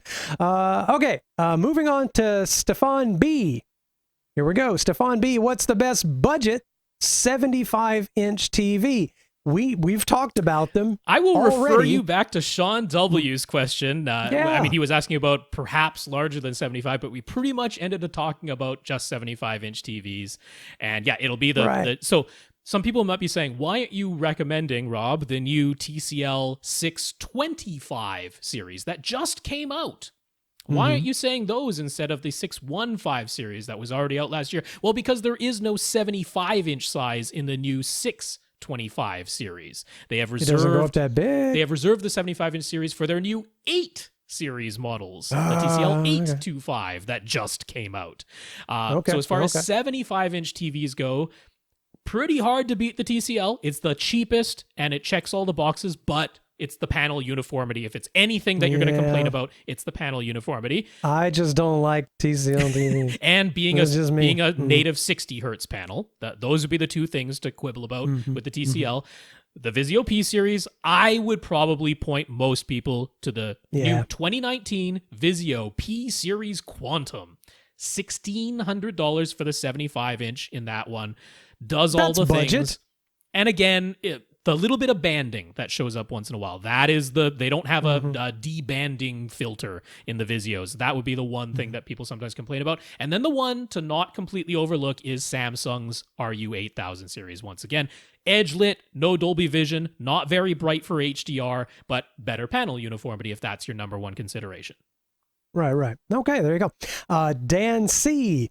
Dan recently asked us which Yamaha receivers would allow him to use 4 overhead Atmos speakers. We let him know that the flagship A3000 series, like the current RX A3080, are the only Yamaha models that can do a full 11-speaker 7.2.4 configuration. But if he is okay with 9 speakers in a 5.2.4 setup, then the A2000 series, like the current RX A2080, can do that. So Dan is back to say that he is not using surround back speakers, so 5.1.4 is fine in his case. He just wants to make sure he can have 4 overhead speakers. But now he isn't dead set on it being Yamaha. Okay. Now that he's looking at other receiver brands, he's finding it a bit overwhelming and confusing. What's the easiest way to tell if a receiver can do 5.1.4? Could we just provide him with a list? Could we shop for him, Rob? Can we just tell him what to get? Well, I kind of can give you a list without it being ridiculous, so that I will do that. If you are trying to do this research on your own, it isn't the simplest thing, unfortunately. No, it's not. It's frustrating. If the receiver is actually labeled as a 9.1 or a 9.2 receiver, if that's in the description of the model, then you're pretty darn safe. Because if they label it that, it means it actually has 9 amplifiers built in. I mean, ironically, the A3080, the flagship Yamaha, is labeled in their lineup as a 9.2 receiver because it has 9 amplifiers built in, but then you can add another 2 speakers to it.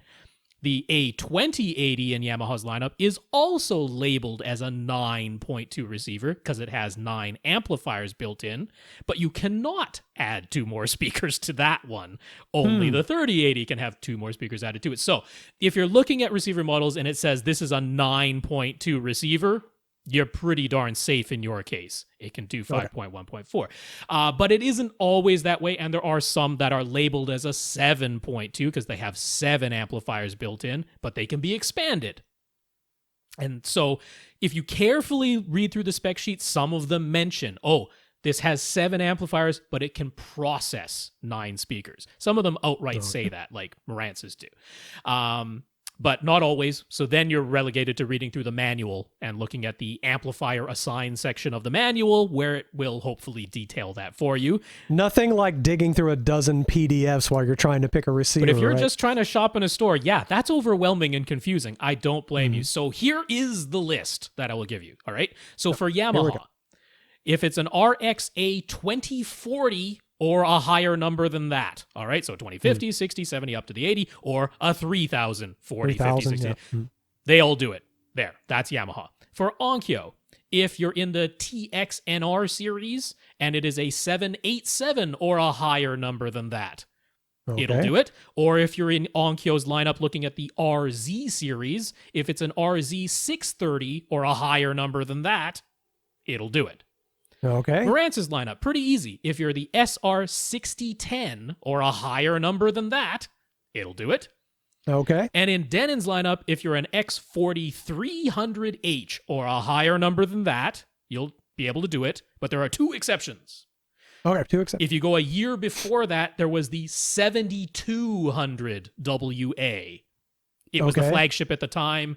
It was the only one at the time that could do it. Otherwise, you're looking for a 300 at the end of the number. Or higher. Or higher. And then the other one exception is the brand new X3600H. Not the 35, not the 34 or anything lower. The 3600 is the first time that the 3000 series has been able to do more than 7 speakers. Okay. So that's the list.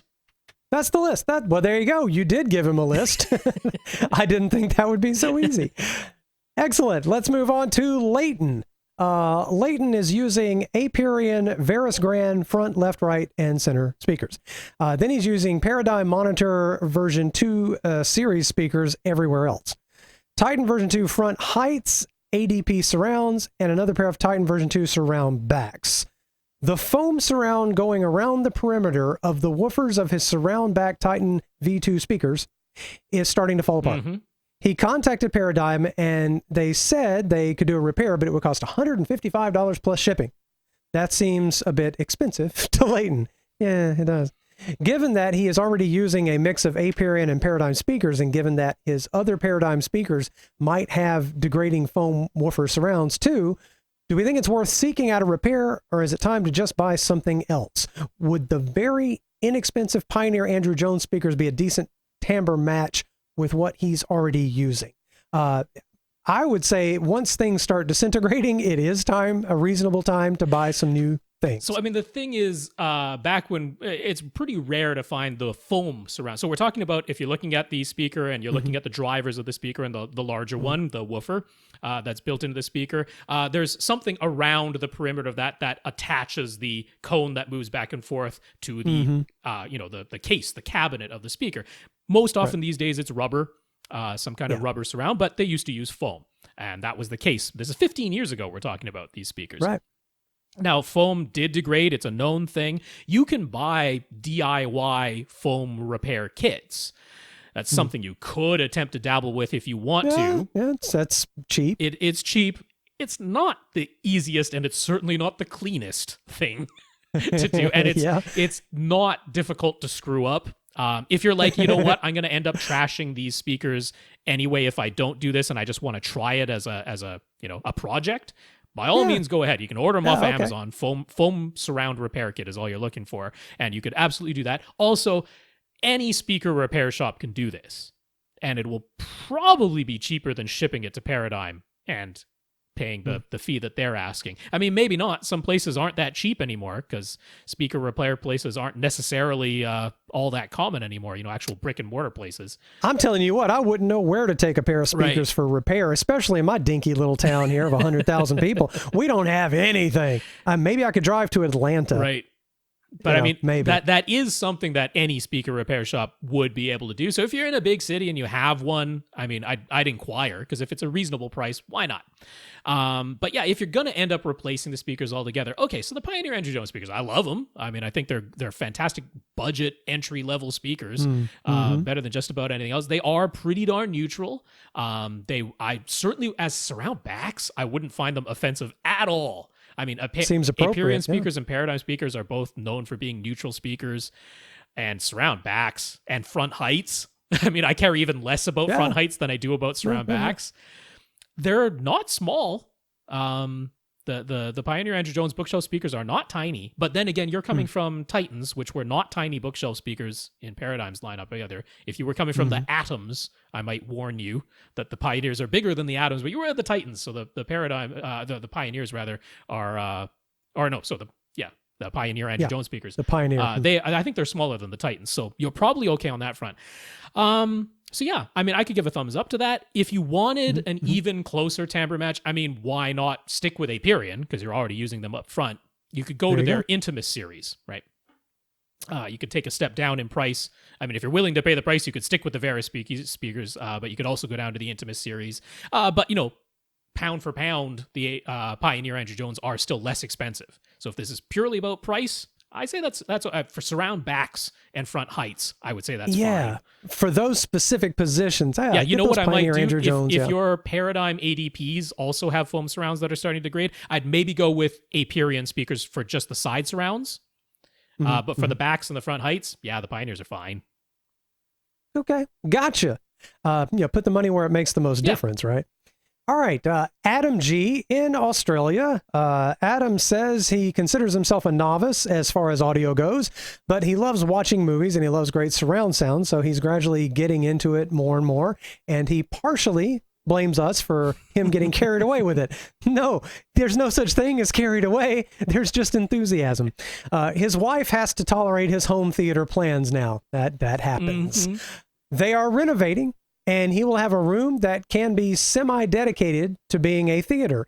It can't be pitch black all the time, so he's thinking he'd like to have a flat panel mounted on the wall and then have a motorized projection screen that can come down in front of it. That's a common arrangement. The room is roughly 13 feet wide by 16 and a half feet long. The doorway is near a corner on one of the longer walls.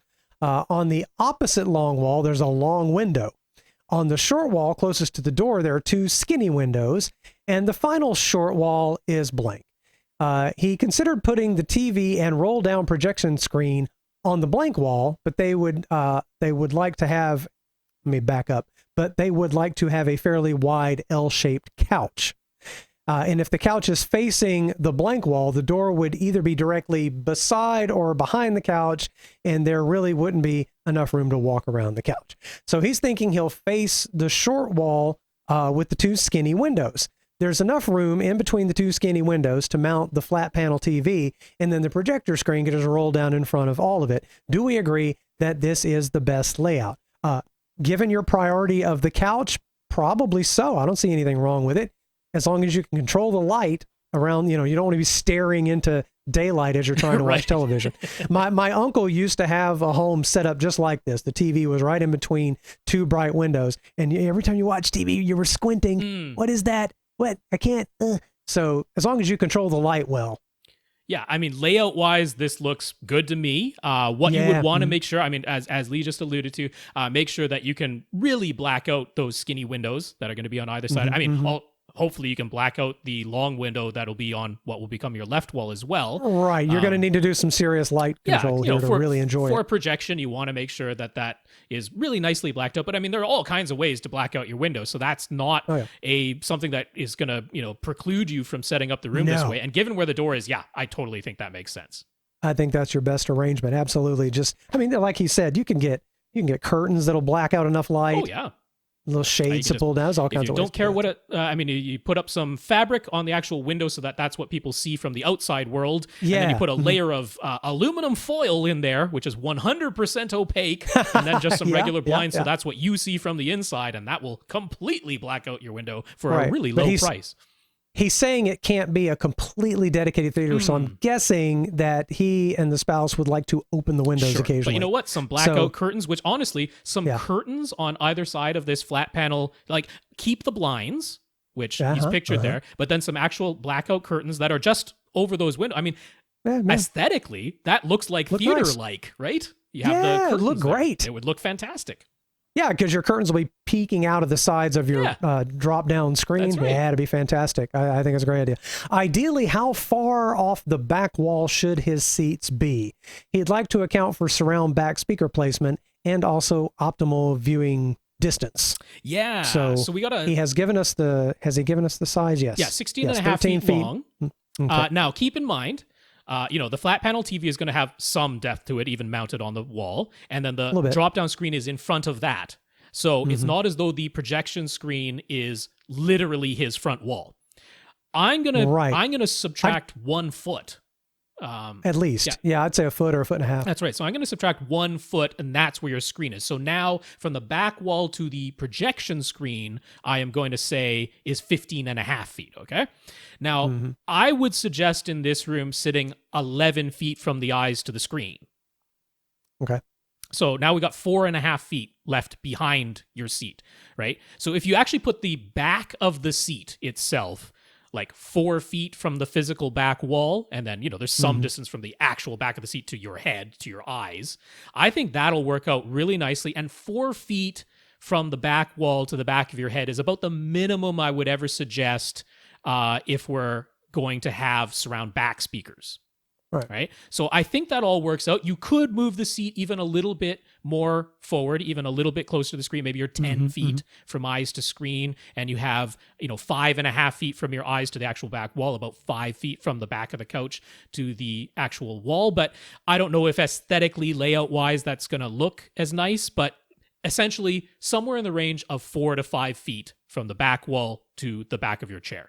Yeah, about 4 feet sounds right to me. And that leaves space back there for like a shallow bookshelf and all. I mean, it's a blank wall back there. That's right. All kinds of things can happen back there. And you can have your acoustic treatment back there too, and it'll be really easy. Yeah, really good. So screen size, he has it in mind that he wants at least 135-inch projection screen. But is that the right choice for this space? This is more trigonometry that Rob loves to do. I'm going to say that it isn't what I would recommend most highly, given the dimensions of the room and what we just said about where I would have your seat, and the fact that this projection screen is not actually the front wall. It's going to be a foot in front of it, or perhaps even a little bit more. A little too big, yeah. I would suggest quite strongly going with a 120-inch projection screen. All right. So if you are 10 feet or 11 feet from eyes to screen, you are right in that beautiful butter zone of 43 to 47 degree field of view, right? If you're at 10 and a half feet, you're at the exact 45 degree field of view that I personally prefer, with a 120-inch screen. On top of that, you have your front left right speakers to consider. If you go with a 135-inch screen, which is physically 10 feet wide, and then there are some borders, and this is a drop-down screen, so there's a tension and how far rod down does it come? at the bottom. It means your front left right speakers are going to be slammed against the side walls. Yeah. And I'm not in favor of that. Right? You go with the 120-inch diagonal screen, that's 105 inches from side to side. It gives you just enough room for the front left right speakers to sit comfortably. Especially if they're kind of skinny towers, maybe. That's right. And then on top of that, coming up, he wants to ask about his center speaker. With a 120-inch screen, it doesn't have to be as low to the ground versus a 135-inch, which of course is bigger. So all of those things together, I'm going to quite strongly recommend to you going with a 120-inch screen. There you go. His wife wants a clean look, as do a lot of people, and that includes a nice TV cabinet type stand up front to hold all the equipment, I'm guessing in between the windows. Adam was thinking his center speaker could go in there and be angled upward. The lower placement would allow the center speaker to remain below the projection screen when it comes down. But should he have the center speaker positioned higher and then be forced to use an acoustically transparent screen? I'm going to say no. I don't think, to me, it does not make enough difference. And just going with that last answer, if you go with the 120-inch, I think you'll be very okay. You could make that TV stand maybe a little bit taller so that it's not so far below the flat panel. Because again, with the slightly smaller screen, it's not quite as tall as the 135 you were thinking. Yeah, I like this idea overall. I don't think this is a case where I'm going to be like stamping my foot and saying, pay all the extra money to get the acoustically transparent screen. No, I would not. Going with I the think 120, you'll enjoy it a lot. Yeah, going with the 120 solves a lot of problems for you here. Yeah, absolutely. He was thinking he would like the Epson TW9400 projector. That's the 5050 UB. Yep. But it's a bit expensive for the budget they have in mind. the TW9300, the 5040 UB, is more affordable. So what would he be missing out on if he gets the 9300/5040 UB? And should he consider the even less expensive BenQ W2700/HT3550? So once again, we're the difference? Repeating ourselves a bit here because we did talk about this early in the podcast. So I'll just reiterate. Please go back and listen to the previous answer for the full details. But the 5050 UB gets the full 18 gigabits per second, and it gets the easier to adjust HDR. Those are really the features you're going for. So if you are a heavy gamer and you want to use this for 4K at 60 frames per second with HDR, the 5040 UB cannot do that. So that would be the main reason. And if you want to adjust HDR on the fly, it's just easier on the 5050 UB. In your case, I wouldn't be going down even more to the BenQ. No, I wouldn't either. While the BenQ does allow you to do 4K 60 with HDR at a lower price point, it has not great lag. So if your top priority is gaming, the Epsons just don't have the latency that the BenQ does, so that kind of ends up being. I mean, maybe you set your Xbox One to output 1080 resolution at 60 frames per second with HDR, and then there you go. You kind of got around all that. There are times in my mind when it makes sense to push the budget. There are certain places and items, and if you're starting from scratch on a projector, push it and get that TW9400/5050. If gaming is the really big priority, because if it's not, if all you ever watch is 24 frames per second movies, then but again, there exist these 60 frame per second things. Yes. Yeah. Well, that are in HDR. It's really about the 60 frames at HDR. That's the deciding factor. Let me tell you, I've seen some content that was HDR 4K 60 frames per second, and it is amazing. And I'd rather be able to watch that than not. Well, there you go. So, for Lee, it's decided. For me, it's the more expensive one. But then there's all the other niceties, the motorized lenses, the oodles of zoom range and lens shift that the Epsons offer you that the BenQ doesn't have. So right. I'll say stick with either of the Epsons, but yeah, it's about the 60 hertz HDR. That's the deciding factor. Because I'm thinking at some point we're going to get sports in 60 frames per second and Ang Lee's 4K. Movies, which we're going to talk about next if you can stick around. And eventually. I can. We're good for a little while longer. Okay. Anyway, we got a couple of more questions. He was planning on having 2 subwoofers, but could he get away with just one in the back corner? Well, I mean, you can get away with it, and you might enjoy it a whole lot. It depends on what you mean by get away. Now, never forget that multiple subwoofers are for uniformity, so that the bass sounds the same everywhere in the room. It doesn't mean the bass sounds bad in places in the room. It's just not quite as uniform, so some frequencies be a little louder in some seats or quieter in some seats. So, if you have like daddy's favorite seat in the middle. That's the only one you care about for some reason. Yep. So, but for me, I'd spend the money on the projector and get one subwoofer for now. That to me, that's my priorities, because the lack of uniformity, it's such a crapshoot in different houses and different places. And wait and see what problems you have there first and how much you hate it. But I'd rather have the one good subwoofer and a little bit of uniformity problem and have the more expensive projector. I mean, that's just me. I'm hoping that by going with the slightly smaller and not acoustically transparent screen, that maybe I saved him enough money to already go with the top end projector. Because I mean, they've gone for this fairly large seating area that seems to be a priority. And I'm like, maybe you are the only person who cares about the bass sounding nice and even, because one sub can work for one seat pretty nicely. You've got the entire back wall to work with. So doing a subwoofer crawl where you put the subwoofer in the one seat that you care about, and then you move yourself along all the positions where the sub could potentially live, and you find where it sounds the most uniform, right? Not a roller coaster when you play a bass sweep, but a pretty even, nice bass sweep. Then for that one seat, that one sub will do quite nicely. But if you want that same uniformity and evenness across all of your seats, and you have this fairly large seating area, then the only way to do that is with more than one sub.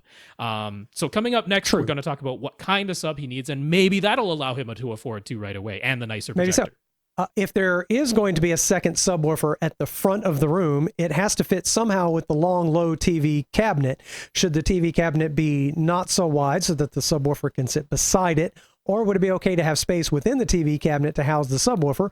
Would the sub need to be front ported or sealed in that case?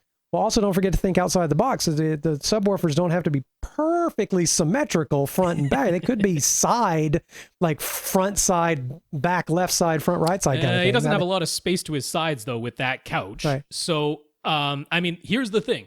Your room, you got a door, so you can close this room. It's only 16 and a half by 13. You are under 2,000 cubic feet by quite a hefty margin. Even if you've got a 9-foot ceiling, you are under 2,000 cubic feet. You do not need mega subs in this room to fully pressurize all the way down to 20 hertz. Now, in Australia, I don't know, the affordability of SVS in particular there. There are certainly other options, but to get a nice, competent, can play down to 20 hertz sealed sub is entirely doable. That's right. And so I would say go sealed here. If you do that, I mean, what you don't want is a cavity in that front TV cabinet with like significant space around the sub so that the sound can get back there and do so. If you do that, you'd want to line everything with insulation. I just don't like the sound of that, both figuratively and literally, right. But because you're also vibrating everything in the cabinet. Sure, but if it's a nice, cozy cubby for that sub, sealed sub, and yes, put insulation in there so that, you don't have just literal resonance inside of the cavity of the TV cabinet area. But you put some insulation in there, and then you put your sealed sub in there. That is fine. That's not going to affect anything as far as the performance of the sub goes. And you can definitely go sealed in this room, given the size. Yeah, absolutely. Is this room large enough to even bother with Atmos? I sure hope so. It's bigger than my room, and I've got Atmos. Yeah, absolutely. You can do Atmos. It depends on how much you care about it. At least 2 on the ceiling. Oh, 4. You got to go for it. You got to go for. I mean, you got to go for. Okay, if you're starting from scratch, sure. Sorry, I forgot. Was this a brand new house or they're renovating it? I think he said he's renovating, right? Didn't he? Right. So renovating. Maybe so you got an opportunity. Maybe in-ceiling speakers are an option. If you're already doing a renovation, that would. I mean, visually, it's completely hidden. So yeah, space isn't the concern whatsoever. You could absolutely do in-ceiling Atmos speakers here. You could also do some really skinny on-ceiling speakers if you wanted to. I mean, like Kef's T-Series, they make great, super skinny, and you can get them in white. They blend right into your ceiling. If we're renovating, I'm putting 4 in-ceiling speakers in. Why not? Sure. I mean, and plus, as we've already said in this podcast and previous ones, they don't have to be the highest end speakers in the world. And since we're telling you to have your seat 4 to 5 feet off the back wall, you can actually have in-ceiling speakers that are still a foot away from your back wall, but within that 3 to 5 feet range behind you. And you can call them top rears. And then you put your in-ceiling top front speakers. I'd say, go 4 or 5 feet in front of you. Yeah, it's a wonderful Atmos setup.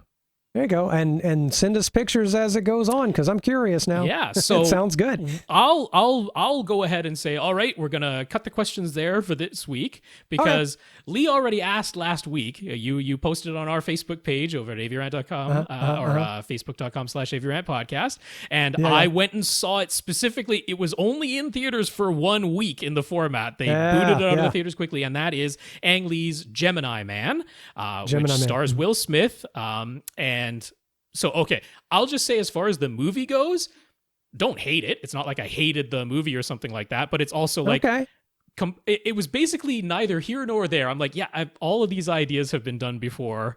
I mean, the concept is kind of cool, It's fine, but I mean, there's nothing new under the sun as far as the plot, or there's really, I mean, it's quite a simplistic story. Like, the bad guys are bad, the good guys are good, and there's not really any twists or turns. Wait, so this clone, did the clone start as a baby and grow up to age 20 something? Yeah. Okay. I think. So they didn't form it in a vat. Well, because he's younger than Will Smith. So I'm just saying, because a lot of clone concepts have them where you're just sort of grown as an adult. It seems that he was born and raised. So in any case, forget about the movie plot, because what we want to talk about are the technical details, and that's all that I really was watching the movie for, and why I raced out on the final Thursday when it was still in the high frame rate theaters. There was only a few of them that were playing it in high frame rate. Lucky you. Our IMAX theaters, we have 2 IMAX theaters in the Vancouver area. Only one of them was showing in high frame rate, and they only showed it for opening day. After that, they're like, yeah, no more high frame rate in this IMAX theater. Wow. So it was a Why? short run. Why? This is what I can't understand. How is it any more trouble to show it in the high frame rate? Why would you only they're running 2 projectors. So it actually costs more to show it in high frame rate. Oh, okay. All right. So like one for each eye because it was 3D? It's 3D and in high frame rate, and they have to use the full frame rate of each projector to run the 3D. Right. Now, the one you saw, okay, so the movie is shot in 120 frames per second. That's right. 3D, right? 2 cameras. Now, is that 120 frames for each eye? That's right. The original shooting? 2 so cameras, he shot it. Yeah. Wow. Holy cow. Yeah. Now, so, yeah, I mean, who in the world can even show that? Were there any theaters outside of Hollywood itself that could show 120 frames per second for each eye? There weren't even any in Hollywood. Yeah. There were some theaters one can watch outside this of North movie. America. There were a couple in South Korea, Right. and I'm forgetting where. There were a couple of theaters around the world that could actually. So not only 2 cameras, each camera running at 120 frames per second, so 120 frames per second per eye, and the cameras were higher than 4K resolution, but the whole movie was finished at 4K resolution. So in North America, the Dolby cinemas, the AMC Dolby cinemas, there were 14 of them, they could show it at 120 frames per second in 3D, but at 2K resolution, not at 4K resolution. So they took a resolution downgrade. The IMAX theaters could show it at 4K resolution 3D, but at 60 frames per second, not 120. So 60 each eye. Yeah. So you couldn't get both 4K and 120 frames per second each eye anywhere in North America. Now, the theater that I saw it at, it was 2 projectors. It was 3D, but it was 2K resolution and 60 frames per second per eye. So I had a downgrade of both resolution and maximum frame rate. But that was the best I could do. So, because like I say, only one IMAX theater and only for opening night had it at 4K 60 in my area. You know, I haven't even asked. Maybe I should, but I doubt I can even see it in 2D 2K 60 in this town. I doubt it. All of the 2D showings in North America were at 24 frames a second. There weren't any high frame rate in 2D. I don't even know if you can do a high frame rate in my town. We have one theater. Yeah. So obviously the infrastructure part of this thing was a challenge for this movie, but that wasn't the point. It was like, let's see what can be done in today's technology, right? Ang Lee already did Billy Lynn's Long Halftime Walk, which was similarly shot. And then, of course, we had the Hobbit movies years ago, but those were at 48 frames a second, certainly not 120. Right. So, I mean, the whole thing about this was... So what was it, Lee, that you wanted to ask about this, since you didn't get to see it yourself with your own eyes? Like, my thing is, I'm a fan of high frame rates. When I shoot my own videos, I do it at 60 frames per second. I'm just a fan. It looks more like life. Life moves smoothly. It just does, right? Like life doesn't shmoo along and judder and everything like that, like you can get from 24 frames per second. So I don't know. I've just never, it's my feeling that the people that love 24, you either love it for technical reasons because you can hide your special effects. It takes less processing power to do 24 frames per second, that sort of thing. But mostly people like it because they're used to it. Movies are kind of dreamlike and a little schmooey, and the movement is not like real life, and that's why people like the look of it. I like to simulate real life. So for me, I like 3D. I don't like putting on funky glasses because sometimes I'm watching TV and I want to lay down. I like to lay over on the armrest, and so 3D can be a little exhausting at home, but I like it. I would love to watch a football game in 3D 60 frames per second. That would be neat. So that's just where I'm coming from. And I'm wondering, you described a little bit about what it was like to watch the movie. And tell us about the things you found good and bad. Sure. And then let me ask you a few more things after you say that. So I want to start with there are 2 things coming into this movie for me that sort of, pre-bias me to what I'm about to see, right? One was having seen the Hobbit movies at 48 frames per second and thinking they looked weird in the theater when I saw them that way. What made you feel weird about it? Those movies, everything looked like it was sped up just a little. Wow. I mean, that's just what it looked like. It looked like everything was like slightly sped up, and 48 wasn't quite enough.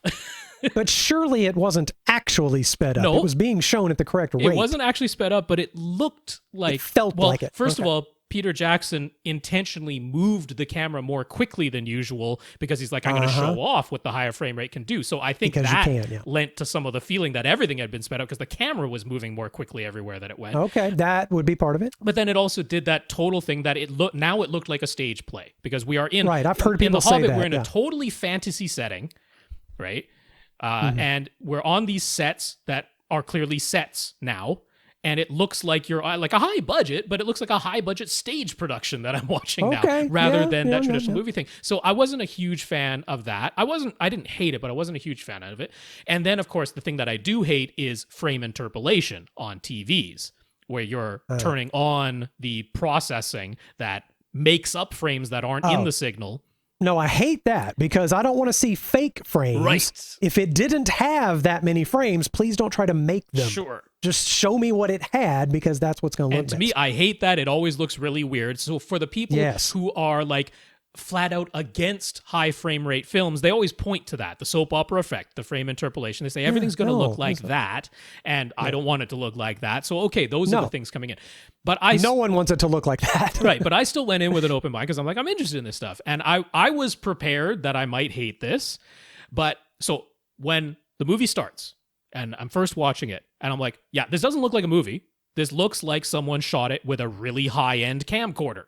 That's what this looks like now. A camcorder. Well, you know what I mean, though, right? Like, I know what you mean. Yeah, it's just funny to say camcorder. Yeah, but versus watching a Hollywood movie versus a homemade video, right? That was shot at 30 or 60 frames per second, and how the motion looks different between those two things.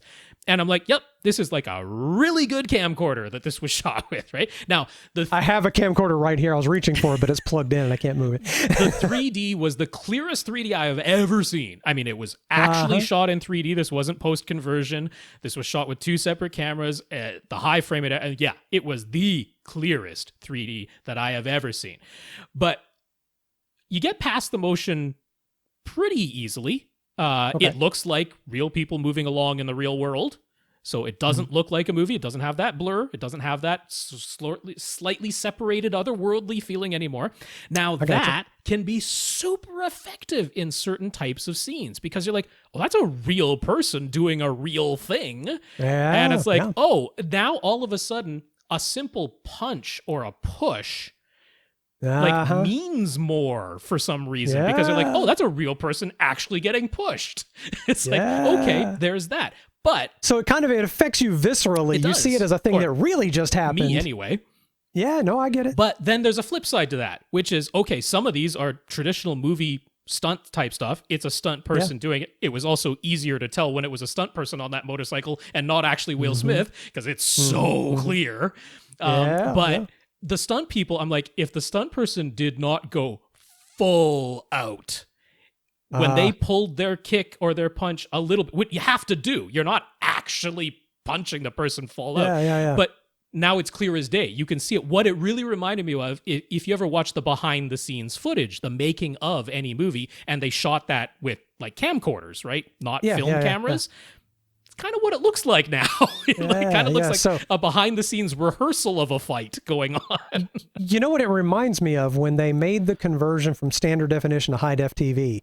And people like the makeup people on TV shows and the set designers, all of a sudden those people are kind of in a panic because now everything they got used to doing for a certain resolution, all of a sudden you can see every little cakey bit of makeup that they would do before. And that applies again.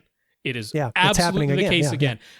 Very little makeup on the actors because there had to be, but they got in fights, they got scrapes and bruises. All of those things are makeup, and that was makeup. And I noticed that even though this movie takes place over the span of, I think, 2 days, maybe it was 3 days, wow, those wounds healed quickly, because I'm pretty sure they were like, we got to take as much makeup off of these people as we can as quickly as so what we're going to have to do is actually beat the crap out of Will Smith to get the kind of movie we want. No, I really like Will Smith, actually. So I like it. Another interesting thing. Okay, they shot a lot of this movie in actual backgrounds. They actually went to the locations and went to the real backgrounds. Now, when it's a close-up, it looks completely real. When it's a wide shot, establishing shot, you're seeing the surroundings. Those I loved. I loved those in the high frame. Super clear, looks like real life. really loved that. It was all the mid shots, which is most of the movie, as it is most movies, where they still had the actor in the foreground and the background was a little bit out of focus, right? Completely normal, but now it looks weird. All of a sudden, these real backgrounds look like they're all green screens. Because the green screen, the background, the real back, a little bit out of focus. Do you know what? I kind of feel you on that, because my new camera, that Sony a6400, this is the first time that I've had what you would call a camcorder making my own videos, where I have a professional lens, so I can get a really wide aperture. I can get this sort of professional looking depth of field. And I think none of us have ever seen, or rarely see, depth of field that looks like a movie camera combined with the frame rate that we relate to camcorders and television. So yeah, the combination of 60 frames per second and a shallow depth of field is odd. It is. And I can see how it throws on, because you're expecting now, okay, this looks like real life. My eyes want to move around the frame and look at everything that I would normally look at. Like, your eyes can't look at the background if you want to. And the funny thing was, the stuff that was green screen actually looked a bit more convincing, because they could manipulate the focus and the depth of field to match the actors. So you think maybe they need to shoot in with more depth of field? Which would be unusual for a movie. Either more infinite, if it's going to be 3D, more infinite focus, where everything is especially in focus, 3D, or actually shoot everything on green screen like George Lucas always wanted to do, because you can kind of make it look better. So that was interesting. Now, I wanted to talk about acting. Yeah, this fascinated me the most. You mentioned that this higher frame rate actually made some actors stand out from other actors completely. Now, the way they carry themselves and their facial expressions. Totally noticed that in The Hobbit with Hugo Weaving, because I was watching that movie and I'm like, everybody here looks like a stage actor doing a stage play, and then Hugo Weaving came on screen in The Hobbit. I'm like, why is he like better than everybody else? It's hard to put your finger on, but for some reason he just had this presence, this commanding presence. And so first of all, I want to say Will Smith overall, very good. And I mean, he's in the movie throughout the whole thing, so he's almost always on screen. Very good. But every once in a while, it just felt a little off. It felt like maybe it could have used a different take, something like that, just a little bit. But then there was Mary Elizabeth Winstead, who was playing the lead female role. And for some reason, it was just easy to watch her in this high frame rate. Nothing seemed out of place. It didn't feel like everything else. Every once in a while, it just felt a little bit off. Clive, what's his name? I don't know anyone's name. I forget Owens, it. I can barely remember anything. Yeah, Clive Owens, I think.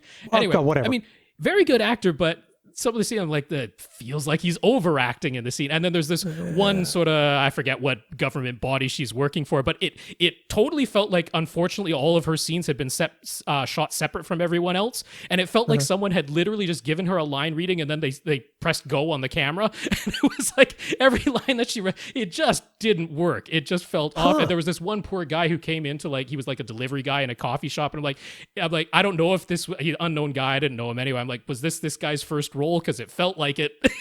It shows up everything. And I realized, isn't that interesting? With this super high frame rate, it was the actors who held really still. Well, I tell you, because like so much of acting and so much of how we convey emotions to each other in general is about all kinds of little microfacial expressions and body movements. And we look at each other's eyes when we talk to each other, and you really want to understand if someone's, being honest. You're looking right in their eyes, right? And our eyes don't hold still ever. Right. So, and it varies by person and by whatever you're thinking or talking about and looking at, but your eyes dart around like crazy. And I'm the fidgetiest person in the world. And I would probably look pretty, I don't know if I would look odd in a super high frame rate. I've now videotaped myself. I can tell you that you would, because what I sort of came to realize is anybody who moved, like if you move like a stage actor does, because I mean, a stage actor is moving more than normal life. You would look absurd in high frame rate. So like Mary Elizabeth Winstead has sometimes, I mean, most people consider her a really good actress, but some people criticize that she seems a bit like deadpan in a lot of the stuff that she doesn't, she never makes big facial expressions. She doesn't move a lot, but in high frame rate, it was like, she barely ever blinks. she holds her eyes steady. You know, like a lot of people do that thing where their eyes bounce back and forth when they're looking at someone. Yeah. She holds her eyes steady. She barely ever blinks. She keeps really still. She has really good posture. And it was like, you put all those things together. So here's this high frame rate capturing all the movement. And it's the people who barely move who now look good. We know so much of good cinematography is guiding a person's eye to what you want them to see and having everything else kind of fill in. You know, that's why going frame by frame through a movie can look so hilariously bad sometimes. Right. Yeah. Especially with special effects and stuff. And it's true with facial expressions. So, you know, back in the day, I guess they still do this, but, you know, they would do screen tests with people to simply see what they looked like on the screen. Yeah, because being and you would think, well, you're looking, videogenic is different from It is different. Some people photograph really well, and some people don't. And then some of those people who don't in real life, they look fantastic. Yep. It's just really strange. So yeah, it's going to change everything, kind of like HD did. Exactly. And different actors will now be favored for simply the way they move and the way they express themselves and the kind of, I think that's really fascinating. It was. But I want to just make sure that, like, for me as a fan of the high frame rate, I want people to understand it's not the technology, it's just different. It's not that it's bad to have 60 frames per second or 120. It's just, it's going to take different stuff. Well, that was just it. I mean, my whole takeaway was, like, so if you're just taking Gemini Man as it is today, is this the pinnacle of what, you know, shot at 4K at 120 frames per second 3D? Is this the pinnacle of what it could be? Absolutely not. This is the starting point. But you don't even know what it really looked like. Maybe some of these actors looked even better in 120 frames per second. And there were some, he purposely did some like really fast whip pans that I could tell were meant to show off 120. And even at 60, it was being slightly obscured. But I got you. What my absolute takeaway is, there is a learning curve to this, because with anything, my thought was, if this is the way movies go, because they always talk about, you know, there's kids who are growing up with everything was shot on their iPhone and they're used to videos being shot at a high frame rate, and to them 24 frames per second isn't any kind of nostalgia or right or whatever it is. They're just going to be used to that video look already. And there are the people who decrying, no, don't let 24 frames per second go away and blah, blah, blah, blah. Yeah. I'm like, no, if this is the way movies are heading to this high frame rate, I'm not against it. I'm not going to be picketing against it. I'm not going to be saying you must retain 24 frames. I'm like, no, this can be okay.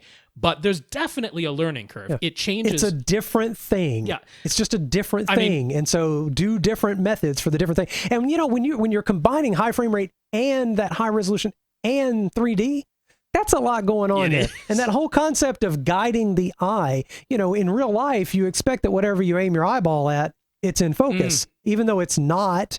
When you're not looking at it, you're turning it focus real quick. Your eye is very, very good at focusing real quick. And you can't do that if there's a shallow depth of field. And so you're in 3D and your brain says, oh, we're looking at real life. Let's look around and get the scene. And you can't anymore. It's so interesting. It is. And I think you're right. It's just that learning curve. They got to figure out all these new functions, all these new quirks. Yeah, because everything to do with setting, I mean, lighting, it was so obvious. I mean, you're shooting at 120 frames per second, so everything has to be lit more brightly because the exposure time of each frame is so much lower. So there was tons of the, you know, the day for night look is back, because it had to be. You can't shoot night at night at 120 frames per second. It's kind of like shooting Technicolor in 1938. Right. Because the film wasn't sensitive enough. Yep. And as the film got better, the lighting didn't have to be so bright.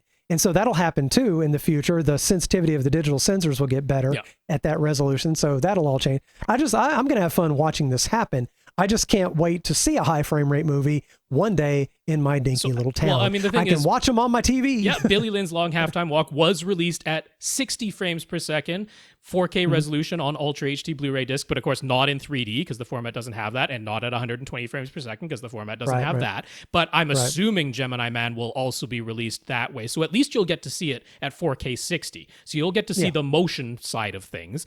Whether the 3D, for that whole depth of field thing and things out of focus, you know, slightly in the back of that might not impact you as much when it's not in 3D. It won't. I think you're right, because I think your brain is like, you know, when you start to see 3D, your brain goes into real life mode. That's right. And expects to be able to just look at everything like life. And when you're looking at a flat screen, you're in television or movie mode in your brain. You're looking at a picture. But the other thing I definitely wanted to touch on is, so I already mentioned about the punching and kicking and how if anything was pulled, you could tell. Yeah. But explosions too, explosions, gunshots, things like that. All I could think when I was watching it is, like, you know, if you go to Universal Studios and you watch the Waterworld live, you know, the live show that they put on. Yeah, yeah. Right? And the poof comes out of the tubes. Something like that. Or, you know, they do fire the musket or whatever, you know, and there's that. I'm like, yeah, everything looks like that, which I guess it looks more like real life, but for some reason that looks more fake when you're watching it on a big movie screen because we're used to movie effects. People think that cars roll over and explode 200 feet in the air. But the thing was, things still did do the movie explosion. You know, when a building blows up, it's a building doesn't blow up in a giant fireball of orange, right? But in the movie, it still does. And when it does, I'm like, but that's like a miniature being set off with a pyro. Like, it doesn't. Everything looks fake now. So I mean, fire looks like real fire, but you know what comes out now of it looks small and and I mean, like, when it was CGI muzzle flashes versus an actual blank muzzle flash, I'm like, oh wow, that looks bad. Like, you need better CGI for those muzzle flashes. That looks terrible. So again, learning curve to all this stuff. But ultimately my point was, I think a little bit of blur in certain instances is still preferable. And so some people have talked about variable frame rate throughout a film, and most people have mentioned, do high frame rate for the action scenes and low frame rate for the close-ups because people look weird. And I'm like, well, not if they hold still like Mary Elizabeth Winstead does, but you just need different people. Some people are going to look better. But it's just how it is. I actually want a really granular variable frame rate because I'm like, for a certain instant, I want there to be a little bit of blur because it just looks like it's behind the scenes footage. I'm sorry, it does. And I'm like, if you can do that for that part, but then the scene or the shot right after it, the continuing shot right after it ramps back wouldn't that up. just really complicate it from a technical standpoint, though? I mean, we have displays that do variable refresh rate matching. I'm like, it's all coming together. I ultimately, I want the directors and the editors to decide, is what I'm saying. I'm saying I don't think we need a fixed frame rate. I don't think. I mean, because even the guy who, you know, was like pioneering a lot of the shooting at 120 frames per second, he was like, well, yeah, shoot everything at 120 and then you can show certain scenes at 24, but what you can actually do is take 5 real frames and superimpose them on each other and get your blur back. And believe me, I know some about that when I'm trying to convert 60 frames per second to 30. Right. And especially if it's interlaced, God help you. There you go. So you get more blur, your motion gets schmooey, but your interlacing goes away. Anyway, but this is why I think Avatar is taking so long, because James Cameron is a bit of a perfectionist. He's doing this he's doing 120 frames per second stuff. Yeah. And I'm like, this is why, because he is the type of guy who he's going through his dailies, he's seeing all this stuff. He's like, we got to make it better. He's pushing the technology. He wants to. There's probably a green screen shortage if he's working on Avatar right now. By the way, I'm going to have to cut this short soon, simply for biological reasons. Because we are right there. I think we have wrapped this up. So I will simply mention Chris M, Eris V, and Mark O are on the list. We'll be here for our Halloween special when Tom is back. Even though it's not the real 666 show. I know. We'll all know. This one. We'll all know secretly. But do want to say that we'll want to thank our listeners of the week. That's going to be our 87 Patreon patrons this week over at patreon.com/AVRant podcast. That includes Brian F. If you'd like to donate a one-time donation via PayPal, come to avrant.com over on the right-hand side. And please send your questions to question@avrant.com. That is our email address. So Lee Overstreet, thank you so much for pinch hitting once again. You're very welcome. It's fun every time. I don't mind at all. Well, that's fantastic. Thank you so much. So on behalf of Tom Andrew for AVRant, I'm Rob H. And I'm Lee Overstreet. Now go out and watch some high frame rate.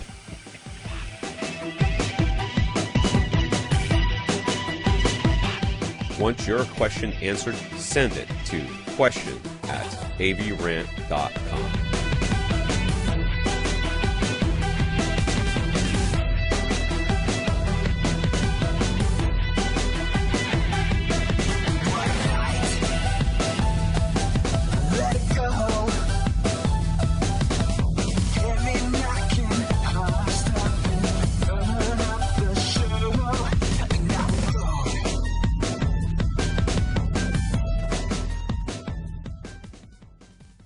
This is AVRant. Now go out and listen to something.